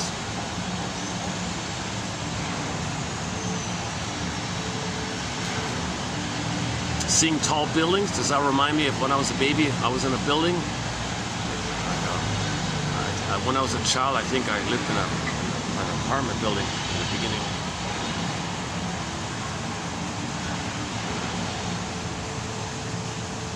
Do I have an unconscious anxiety reaction around tall buildings or something? My earliest memory was I lived in a tall building, like one of these buildings.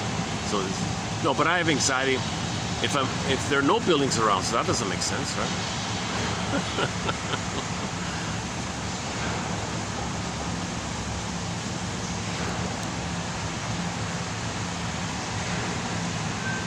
Maybe it can help with immediate issues. Like that guy who was slighted. That little thing. He looked at someone, he didn't look back, and he was enraged. And whoa, what the hell?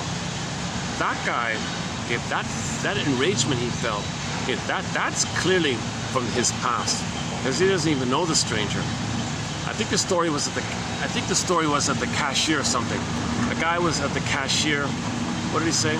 I was at the cashier checking out. At the next cashier over, there was some guy trying to look at him or something, looking at him all the time. And the first person never looked back, just went on his way kind of thing. And he was in a huff and a puff. He didn't respond to me. He slighted me. I gave him my attention. He didn't respond to me. And he was kind of angrily throwing things around and making loud slamming things or something, like a temper tantrum and something like that. So he's temper tantrum. That's the baby stuff, right? The present. So he's reacting to an old memory, not the present. The present doesn't cause that. Some stranger at the checkout counter, it's not going to cause someone to jump up and down like in a temper tantrum.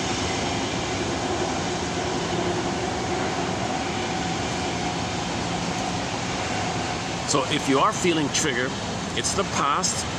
It's an old memory, not now. Gives you some perspective. It relates to unprocessed trauma in the past, unmourned losses which you never admitted. You never faced the truth that your mother failed you. You never admitted to yourself that you never had a loving mother. You got to admit to yourself that you never had a loving mother. If your mother hurt you and you say she's loving, okay, you're lying to yourself. In healing, you got to call a spade a spade. Okay, if your mother didn't love you, then you got to say, my mother didn't love me. Because she was impaired, because she was trapped in the mirror, she was traumatized. She had weaning trauma herself, or she had birth trauma herself. Maybe she came from a place that was pillaged and plundered, and there was poverty and no food around or something, and hardships all around. So maybe she was a quote-unquote plundered, what is it called? Plundered child. Like children who were short-souled child. When short sellers plunder a place, you know, all these children are traumatized. What, 30,000 die a day, is that right? From the poverty and starvation. To create commodity poverty to hand over because they had to, okay, let's not do that. So the outer behavior is the reflection of our inner state. So if the mother plundered our soul, pillaged our soul, was a short seller, was a robber baron, then we identify with the aggressor, then everyone out there is you. You treat others the way your mother treated you, then flip-flop, you hate them. This psychology is needed to pillage and plunder. And this can be done by the weaning trauma. This can be done by the failure of the improper nursing, or the baby's removed from the mother, and the placenta and the cord are severed, and that'll do it. That's a huge abandonment trauma. So the cord and the placenta are removed, earth opens up and his cord gets pulled down. Baby's trying to nurse and he's yanked away, earth opens up, soul gets pulled down. It's got to be baby kind of led. It's quote-unquote baby led. The mother will know, let the baby naturally do his thing. He'll decide for himself, all right, now thanks, Ma, I'll take it from here, I'll go from here now. Okay, thanks, Ma, I'll go from here. The mother doesn't have to control that thing, or order that kind of thing. It'll happen naturally, just like a flower. You don't order the flower. All right, tree, you grow now when I say to grow. Just leave it alone, give it some nourishment, it'll grow naturally. The child's doing the same kind of thing. He's blossoming. He's got a budding beauty within him called the emerging self, authentic self. Nobody controls nature. Only the nature and the Great Spirit is the soil for that. But when mothers are traumatized, they want to control things. They want to make things happen. They want to shame the baby because the mother shamed them, because they have some agency. They have some feeling that they make something happen. They're clinging to some crumb that they make things happen. Even if it's damaging, at least they made it. All babies have narcissism. Okay, let me pause here. Yesterday's topic in the park, I ran through that part about the narcissism. Oh.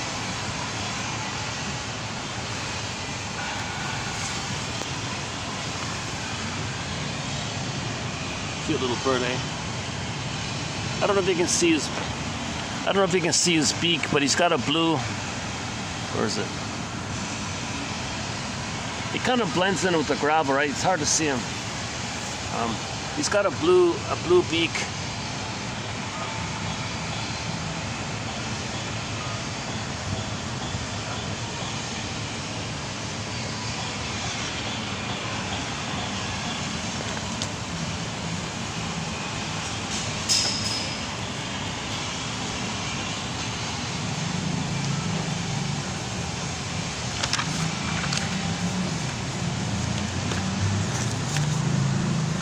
Maybe I'll just take another musical break here. One sec. Hey, now that I've got Wi-Fi here, is there any other song I can play that we haven't? Let's try some other kind of song. Hang on a sec. What do you want to hear?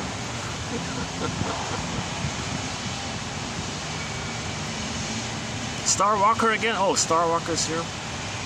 Star Walker. Buffy St. Marie.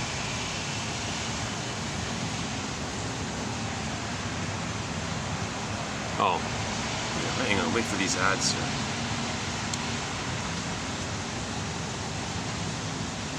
Okay, here's a song called Star Walker by the singer Buffy St. Marie.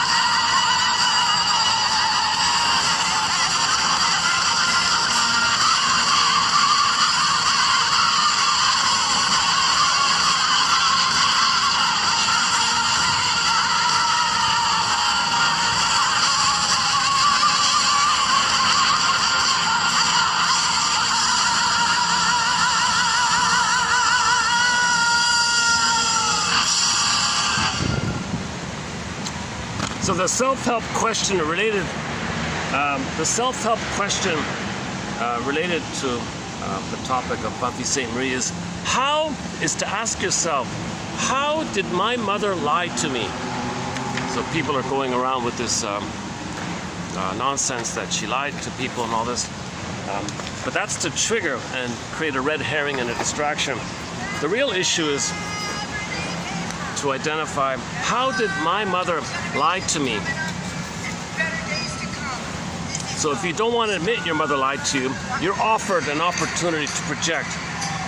So they say, oh, she lied to you. Okay, no, that's the trigger. So you have a choice. You can now ask yourself, how did my mother lie to me? Or if you want to protect your mother, whitewash her lovelessness, whitewash her emotional crime, let's say. Here's another one. Should we play this one?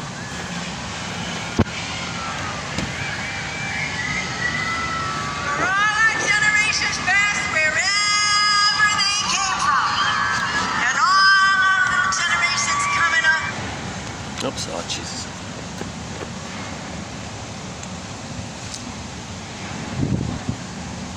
Coming up, and better days to come. This is called Start Walking.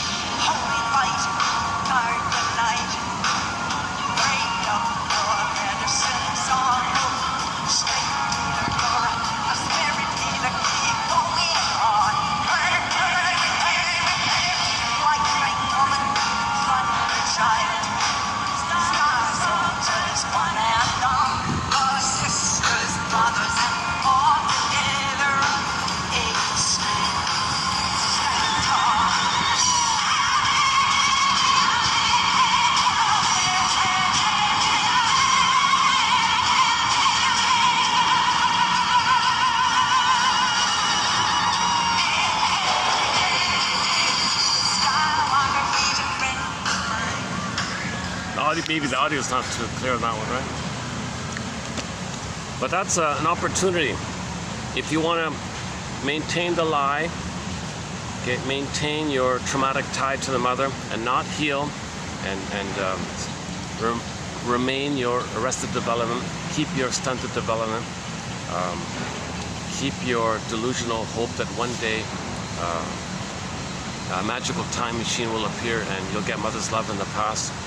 Then just say, oh, she lied. Just say this singer lied to us. She lied. And that's called externalization, projection, blaming, coax it, see it, blame it, blow off steam. But you're just blowing off steam. It doesn't heal anything.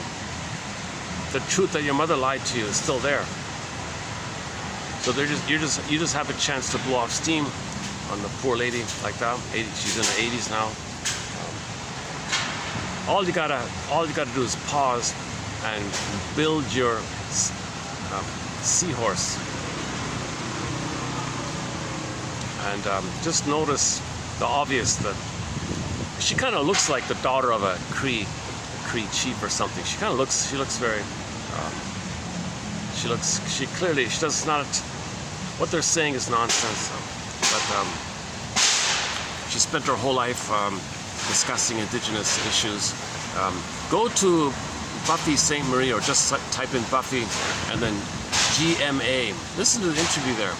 She knows more than most people about it. She spent her whole life in this area. There's no person pretending to be Indigenous could spend their whole lives with that depth and passion, and many of the songs are about indigenous rights and the crimes inflicted upon indigenous people, and so she's trying to raise awareness. Now everyone thought she was controlled opposition, right? Everyone thought she was kind of controlled or something, and I don't know what happened lately, but maybe they listened to one of her. Maybe somebody finally got around to listening to one of her songs and listened to the lyrics. Hey, I don't like those lyrics, and then let's destroy her reputation and say everybody, she lied to you. It's probably a relief that they took away this title that she's an officer of the pillage and plunder, when here she is spends her whole life trying to tell you that pillaging and plundering is harmful.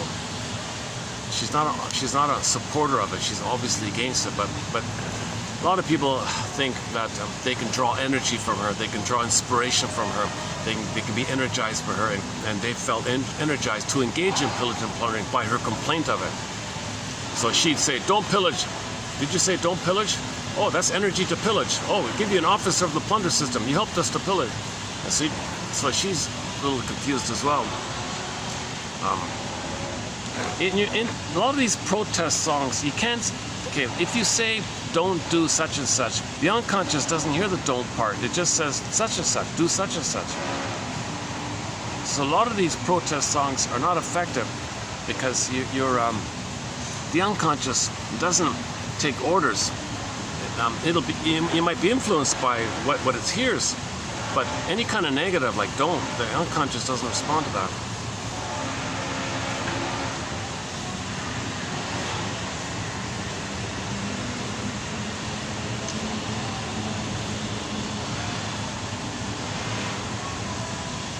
Like if you're in a park and it says don't litter, people might just, oh, litter? The unconscious, the conscious, yes, don't litter, I get it. But the unconscious says, oh, litter?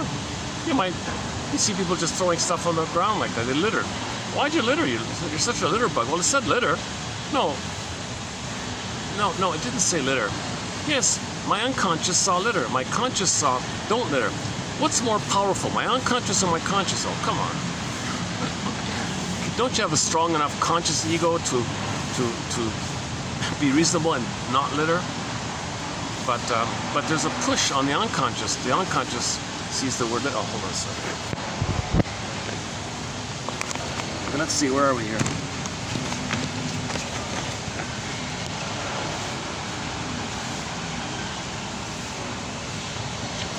Here's a quote from the TV show Room 222.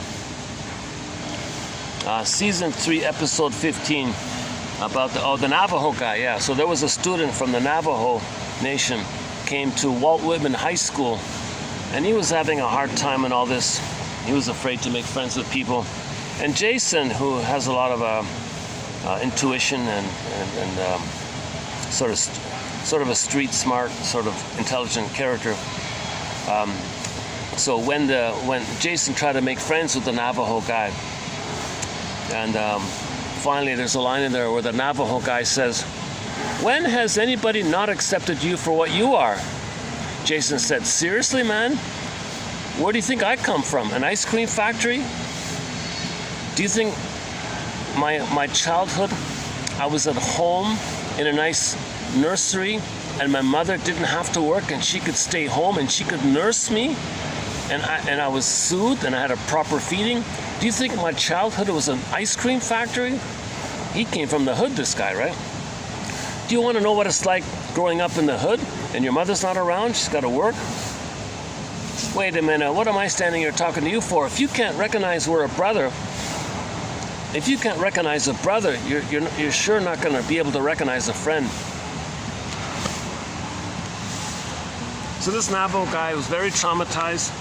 You know, he had a very traumatized childhood because the reservations, the factories dump all the waste around them, pollute the water, dump the air, and try to put stress on them, and rip away the babies, and break the families, destroy the culture, and say they can't fish, you need a license, you can't get the license.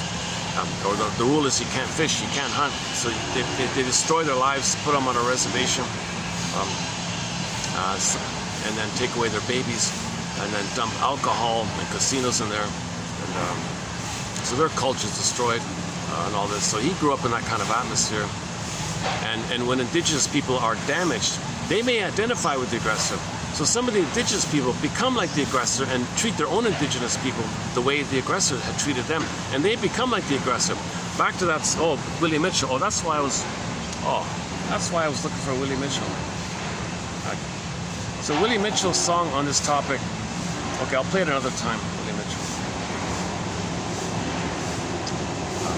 So look up Willie Mitchell's song called Killing Your Mind or something like that, about identification with the aggressor.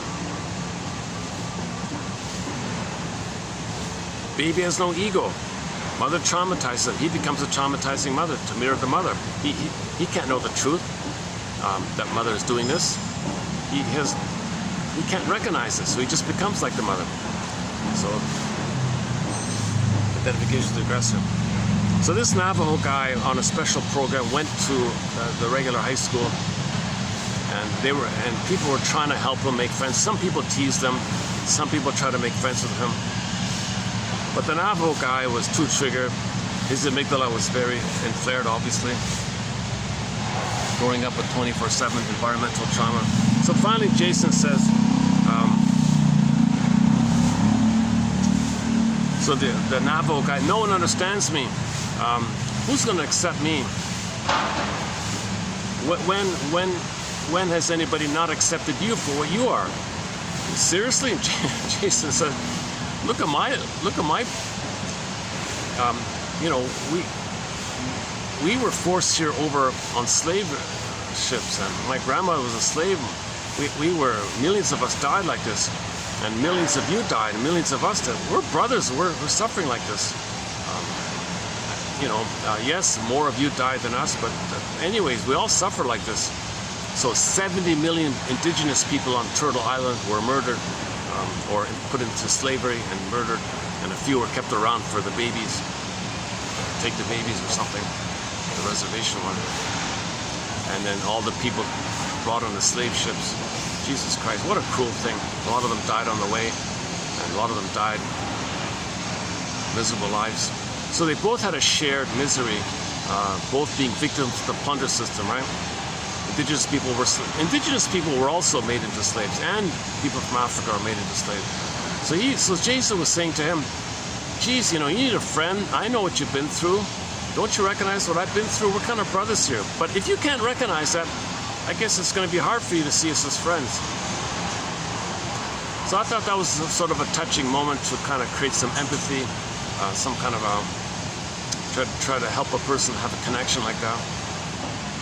I think they overplayed it with the Navajo guy on that episode. Anyways, I played the clip earlier. If you go to season 3, episode 15, you'll see it there. Another very good clip from Room 222 is from the same season, episode 23, about the smoking intervention, about the link between narcissism and weaning trauma and oral trauma. So one guy was very narcissistic. Okay, he was arrogant, didn't care about others. He'd blow smoke all over the place, didn't care if it bothered people. And then Jason said, yeah, look at you. You're waving your magic wand around like you're a little king and a god like that. You don't care about others. You're so selfish. Why do you say I'm selfish? From what place do you think I'm selfish? From the place I'm calling you a baby. Baby? Well, don't babies, when they're not sleeping, have things in there, like pacifier and a cigarette and a thumb, rubber nipple?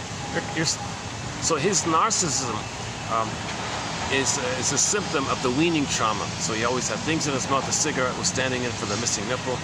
So there's a link between weaning trauma and narcissism. So that's a very good clip on. If you go to the shorts section in this channel, you see it there. The clip is entitled "Narcissism as a Symptom of Very Early Relational Trauma." Smoking intervention. That one. Actually, that little clip got a lot of views. 100 views already. But it's a subtle thing he's making.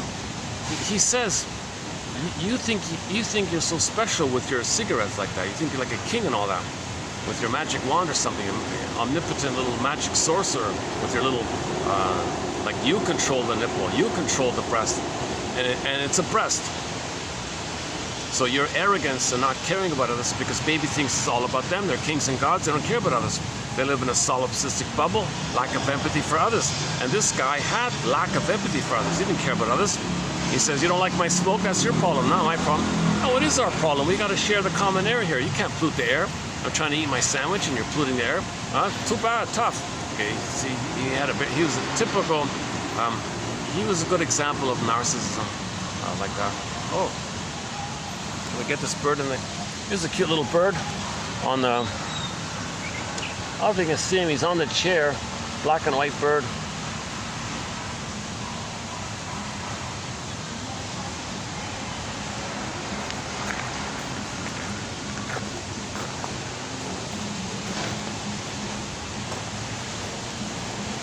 Oh, there's another one. The same one. Oh, these birds like to.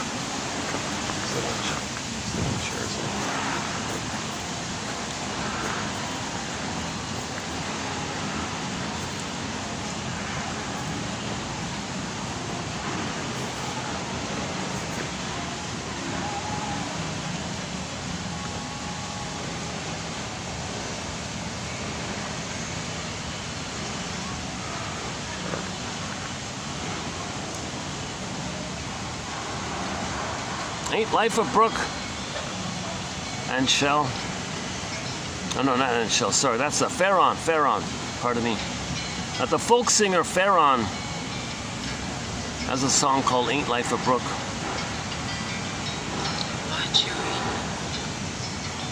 I get to thinking now, love's a polished stone. You give me a long, drawn. Okay, it's always about weaning trauma. It's always about the basic fault called the weaning trauma, relational trauma, attachment trauma, betrayal trauma, interpersonal trauma, developmental trauma, which traces back to the girl, the mother. Okay? It's always about when you layer it all back. Okay, a song called "It's About a Girl." If you trace it all back, we can borrow this song. It's always about trauma with the mother.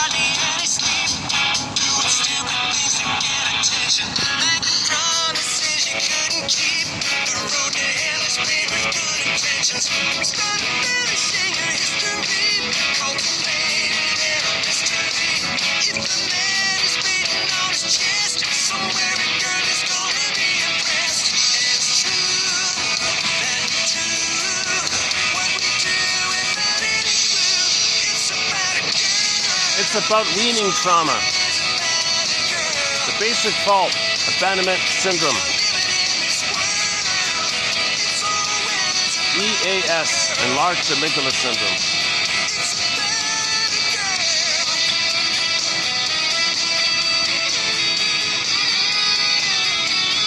The mother seeks mirroring. She turns to the baby for it.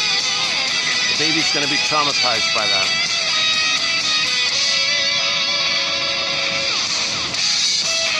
She's just repeating onto the baby what happened to her.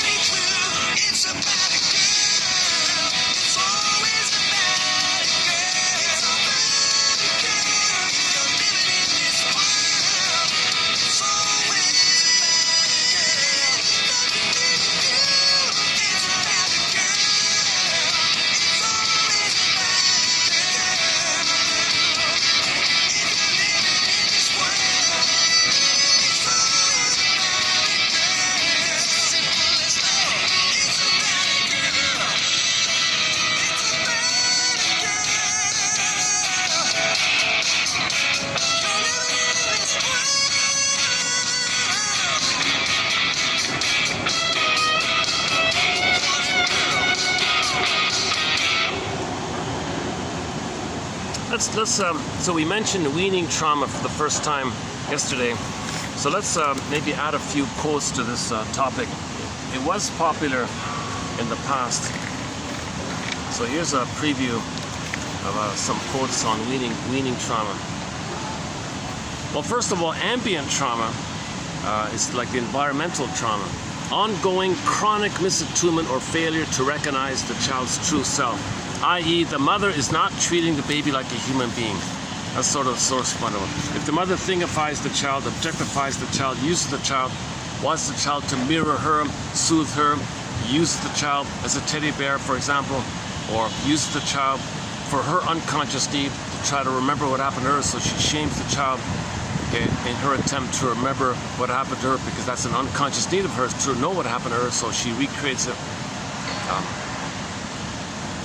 So this kind of environment is like the ambiance, like ambient music, background music, environmental music, ambient trauma, environmental trauma.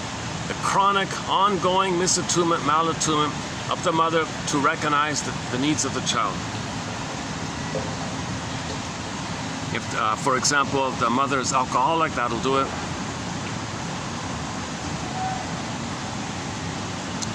If the mother used the child as a symbiotic object for her or a self-object for her, that'll do it.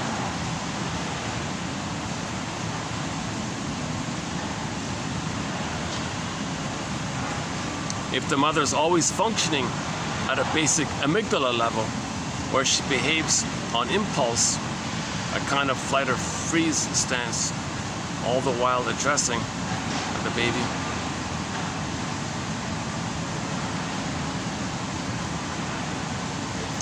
The weaning trauma is, broadly speaking, a consequence of the ego's inability to deal with the stress created by the recognition that the self and the source of primary security are separate entities.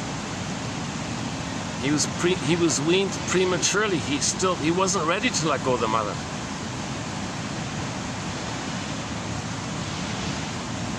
His ego can't recognize. He can't accept this status. He can't accept that he's a person, mother's a person. He's not ready yet. So weaning trauma. So that means everybody's symbolic breast.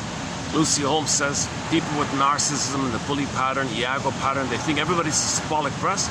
Siphon dry, reject. Okay, send out your hate, but expect the goodness. You want the goodness, you want to be fed, but send out the waste. So there's no gratitude because they're supposed to get. That's the status. Everybody's symbolic breast. So that means they can't differentiate. There's no. The memory system isn't self and other yet.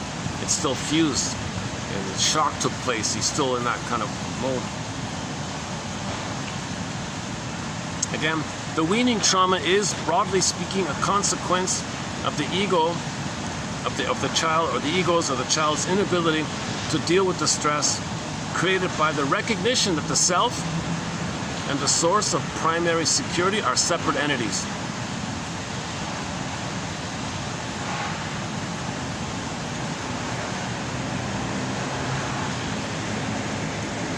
That's a good quote, I think. Okay, one quote is about the alcoholic.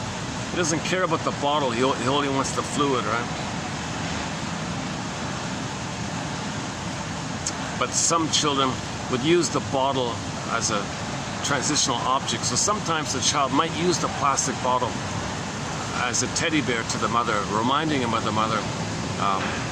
Or in some versions, the baby doesn't care about the bottle, he only wants the fluid, right? It's the feeding time, weaning trauma, weaning.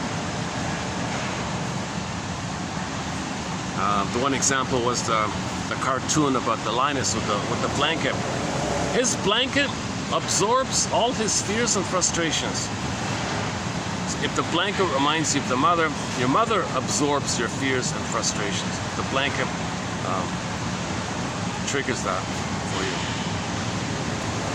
It is implied that weaning is imposed upon the infant by an outside agent, obviously.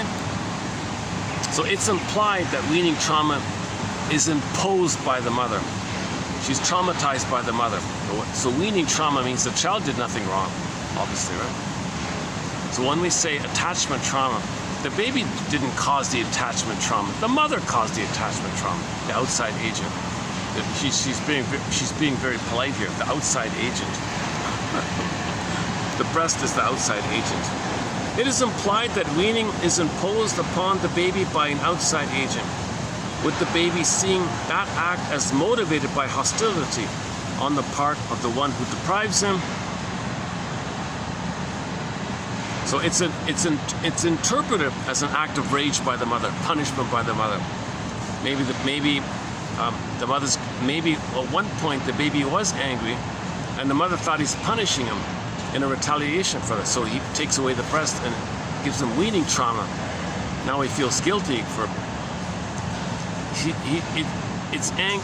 There's some kind of anger on the mother's end for her to traumatize her baby, obviously.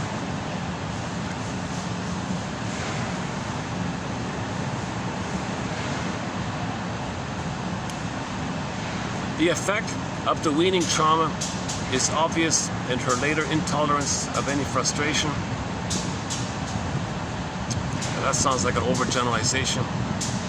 So if somebody's impatient or frustrated easily, that might be a weaning trauma because something you wanted, you didn't get it, that's the triggers, the breast was removed from you.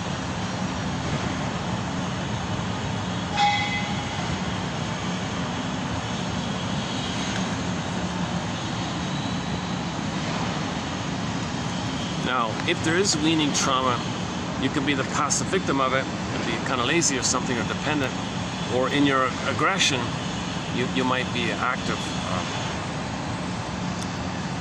So Henry Hart quotes thinks people like Mark Twain and Sigmund Freud, they also had weaning trauma, but they channeled their anger around it into speaking, writing books, writing stories.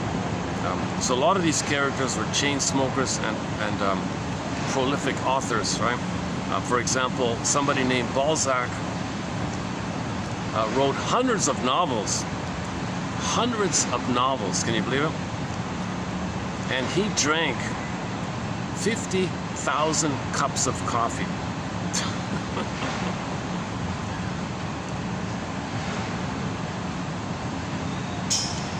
So there's some kind of a channeling of your anger. So some people like Freud, who writes thousands of books or whatever, and constant smoking. So Freud was a chain cigar smoker, but he wrote all the time, smoking all the time, wrote all the time. Mark Twain, I didn't know Mark Twain was a chain smoker.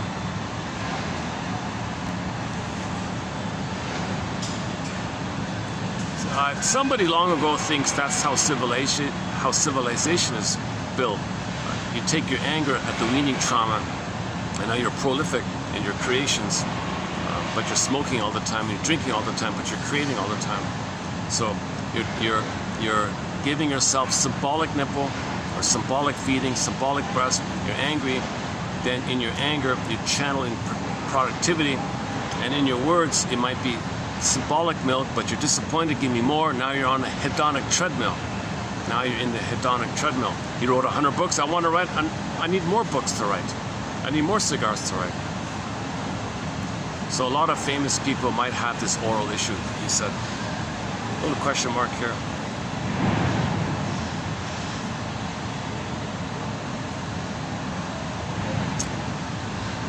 The repetition compulsion to master and anxiety, which in the deeper sense is related to archaic weaning or separation reaction. Is that it?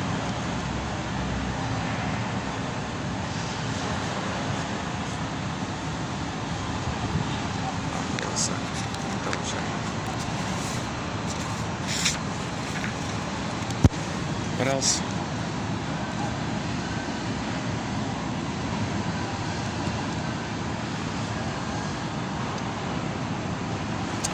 Weaning trauma.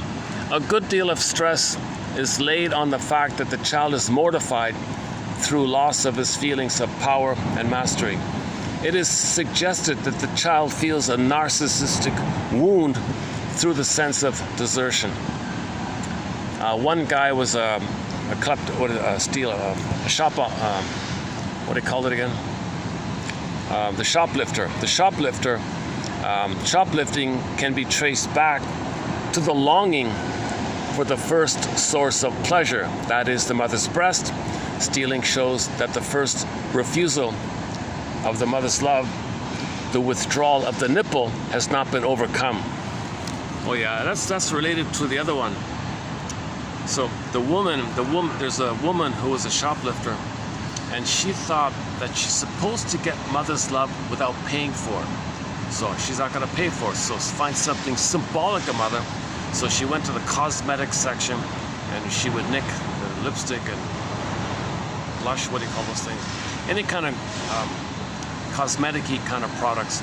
She would steal it, associating those things with mother's touch, mother's affection, mother's kisses.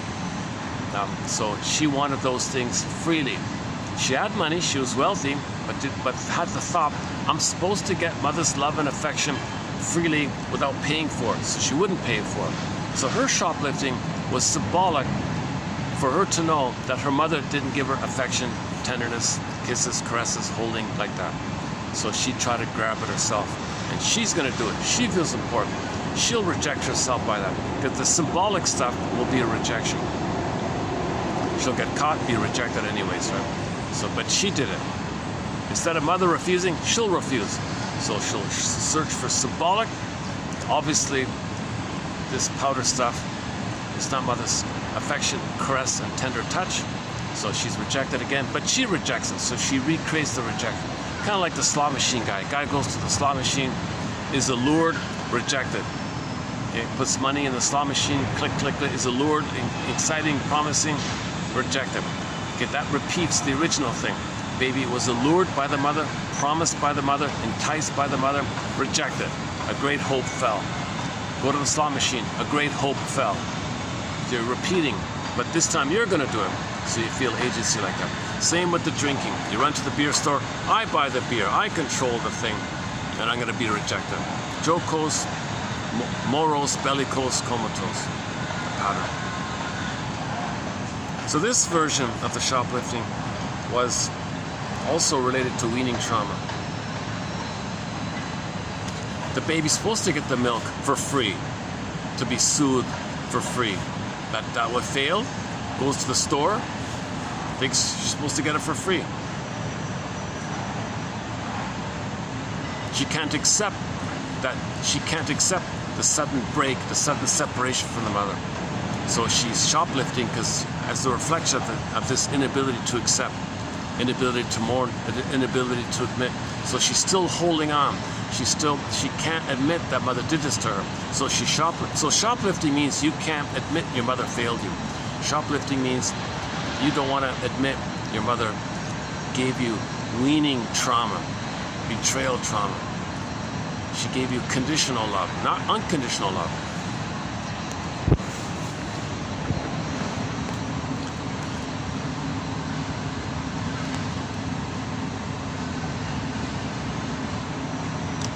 The weaning trauma, because of the biological significance of the oral zone, is one of the most important aspects of stammering. Oh, here's the stammering guy. Here's the guy who thinks stammering when he's speaking reflects weaning trauma. He has never overcome the weaning trauma. There still remains a psychological attachment to the maternal nutritional apparatus. Look how the shrinks talk sometimes. Instead of the breast, they say the maternal nutritional apparatus. Oh my goodness.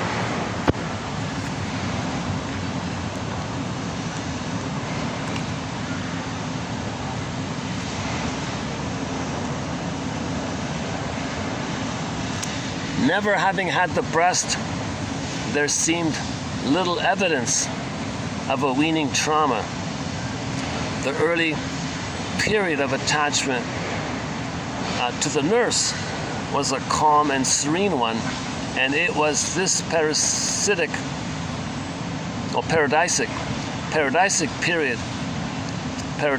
period the patient always endeavored in his later relationships to recreate. Okay, so now he's really passive, right? So this person is very passive. If the person connects to somebody and thinks he's in a blissful place, so he's trying to recreate that. He never had it. He was never fed properly. Maybe he was never breastfed.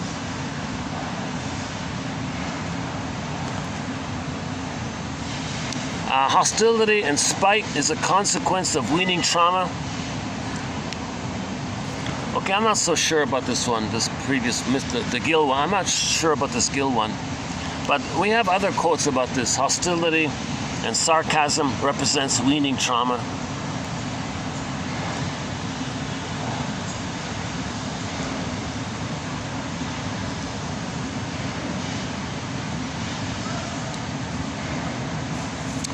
Frequently, he himself unconsciously set the stage for repetition of the weaning trauma. A person would not give him what he wanted, or someone was trying to take something from him. So he would recreate the weaning trauma. He'd expect too much, get disappointed. Expect too much, get disappointed. So he's trying to so-called quote-unquote master this issue.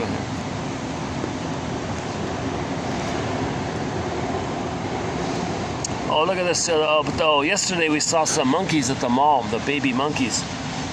Ingram notes that weaning trauma in chimps provokes attempts to interrupt the mother's relationship.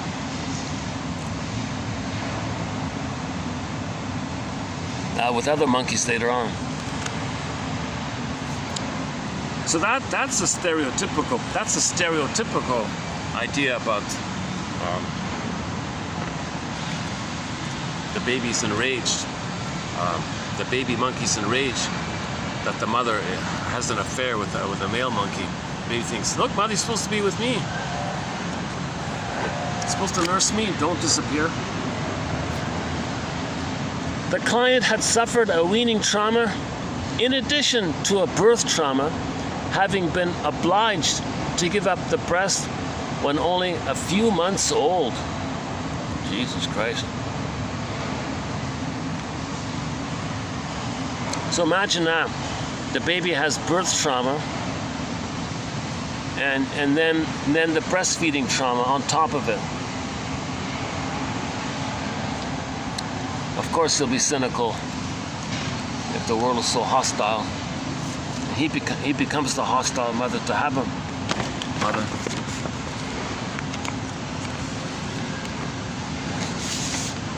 That's it? Alright, that's it, right? Alright.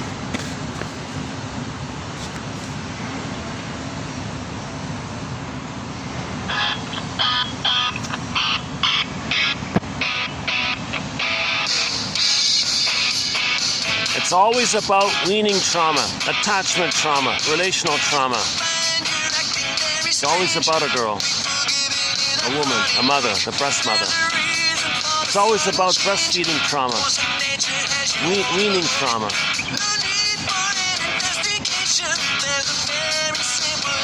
A simple explanation. A simple explanation. It's really quite explainable.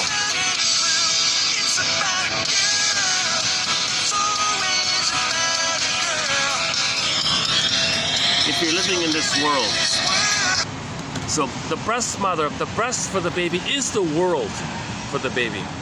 It's the whole world for the baby, the breast mother.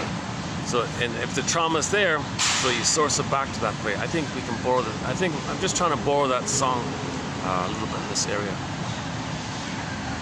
So if the child was rejected, allured and rejected by the mother, then they go through life looking for people who will allure them and reject them. That's the passive way, the more benign way. In the aggressive way, they allure others and reject them. So they become the Donna Juanas and the Don Juans, doing to others what the mother did to them. So originally when Don Juan was a baby, he was allured by the mother, reject him. Identification with the aggressor. Allures others and rejects them.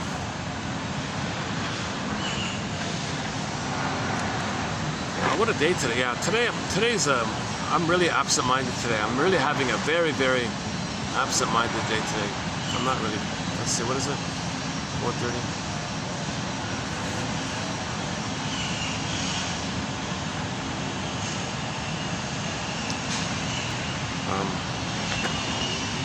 Okay, so in the next video, let's see. In the next video, what I did here was a bit of a preview of tomorrow's video, which will be mainly on this weaning trauma. So I just tried to do a preview of it. So I'll redo it again.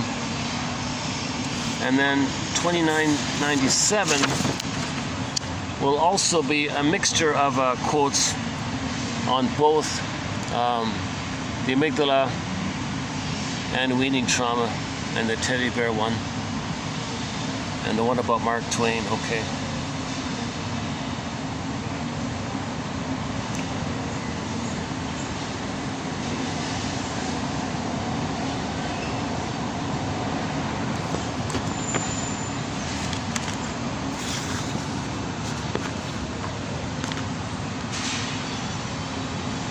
I think I should just maybe wind down this video here.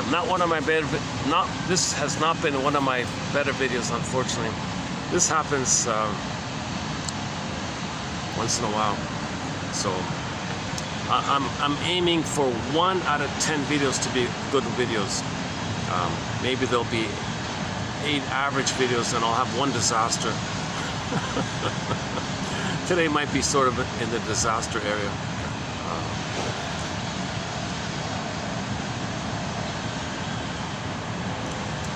But I want to get the quotes out, so in each video, so this is typical, right? In each video you'll see 10 quotes. So your mission, or the Robert Bly's advice, is to read 10 quotes basically, and pick out one that you like, and then use it as a springboard to free associate with. What does this quote remind me of? What does it suggest to me? What thoughts spring to mind? And when a feeling comes, or a sensation comes, feeling, sensation, beingness, sensation, visceral, embodiment, ontological self, feelings, joy and sadness, your golden ball feelings, your warm radiance. It's a relief to feel your real feelings from your beingness, because if you have your feelings from the beingness, you have your beingness. That's a pleasure like that. The blue jay of happiness, the bluebird of happiness. So even sadness is not painful. It's painful to not feel sadness. It's not painful to feel sad. Sadness is a relief because you're mourning, you're accepting a reality of the loss, and joy will appear. All of the joy for which you pray is 100 tears away, and you have your beingness to feel sad. So sadness is not really painful, actually.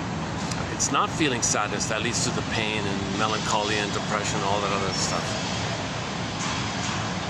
So it's an evolution of healing if you can feel sad. In the sense that you're admitting the reality, the true reality, that you didn't have the loving mother. And that there's a real sadness about that. But that's a deeper kind of sadness. It's a deeper kind of sadness that brings joy to the console. If you can't feel sad, this disturbed sadness, depression, melancholia, some kind of psychic pain in that kind of area. Now that's different. So you got the feeling self and you got the survival part of the brain, right? So when you're free associating, you want to discern, is it a feelings or is it more like sensations? That's okay. If it's sensations, just validate your sensations by saying, I must have a very good reason for sensing this, and name the sensation. What's the most, so if there's a pain in the shoulder, what's the painfulest thing about this pain in the shoulder? What's the most painful thing about this pain in the shoulder? You might even soften up already. And it might lead to a feeling. No, now you're feeling something. Okay, now you felt, I must have a good reason for feeling something. Sometimes you identify the sensation, it brings up the feeling. You want that kind of experience. If not, that's okay, right? It's gentle stuff, gentle awakenings, quiet awakenings. It's called the talking cure. It's called the fundamental rule, or the basic rule. Just say what comes to mind. And when you resist, notice the resistance. Notice the block. Notice the change of topic. Notice the reaching for the cupboard for the ice cream. Notice the reaching for the cigarette or whatever it is. Defense before content.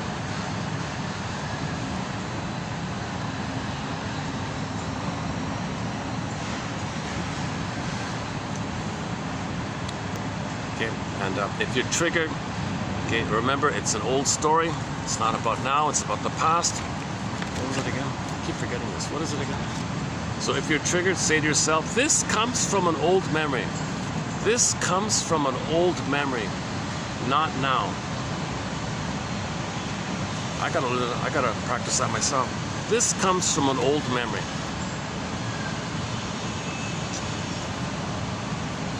Okay, this comes from an old memory, not now. So, can you remember those 8 words? Can you remember these 8 words? This comes, that's 2, right? Okay. This comes from, that's 3. This comes from, that's 3, an old memory, another 3, so 3 plus 3. This comes from an old memory, 3 plus 3 plus 2, not now. This comes from an old memory, not now. So maybe that's one way to remember these 8 words. This comes from an old memory, not now. So if you got tension in the body, you're constantly coming from an old memory. You're not in the now. You're not living in the now. If you have generalized anxiety in your life, you're not really living in the now. The now is just a dream, you know, it's a sleepwalking kind of thing. Yes, you understand the now. Yes, you can pay the bills, drive a car. Yes, you can function. You can even get 10 PhDs and 10 medals and 10 awards. Yes, you can function in the reality of the present. But emotionally, you're in the past. The body tension is the past. Oh, now it's raining. Okay. Just sort of a light rain.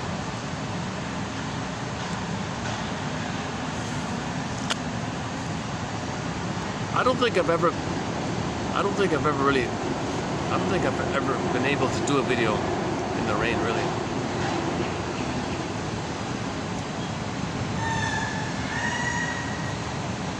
Oh, it's coming. Yeah, okay, it's coming. I can hear the thunder now. It's starting to come. Maybe I should head out, get on the SkyTrain while I can.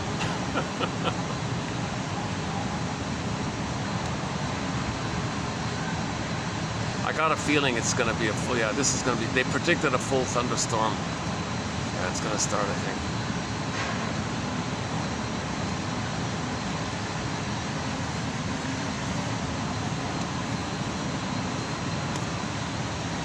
Things are getting wet already. Any final thoughts here before we close it up here? Hey, why don't we close up with our theme song? We haven't played our theme song in a long time. Let's close up with our theme song to 1001 Windmills of the Mind. And when the song ends, I'll just close the video and I'll see you next time. So thanks very much for the love of narrative medicine.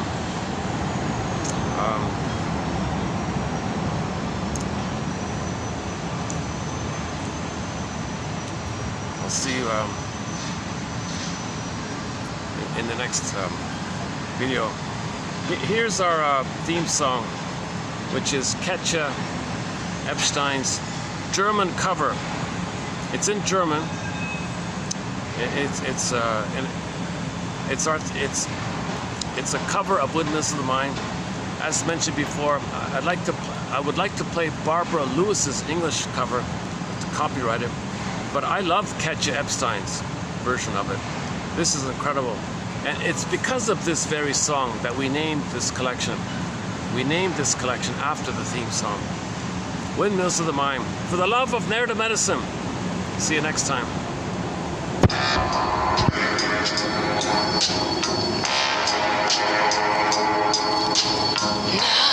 Nachts, wenn die Straßen plötzlich still sind, wenn die Stadt auf einmal schweigt, wenn aus steinernen Kaminen stumm der Mond zum Himmel steigt, wenn es hier in meinem Zimmer leer und einsam wird um mich, suche ich in den dunklen Schatten die Erinnerung an dich und ich fühle, wie ein Augenblick zur Ewigkeit gerinnt, wenn das Spinnrad meiner Träume längst zerrissene Fäden spinnt und sich leis zu drehen beginnt, wie sich Mühlen drehen im Wind.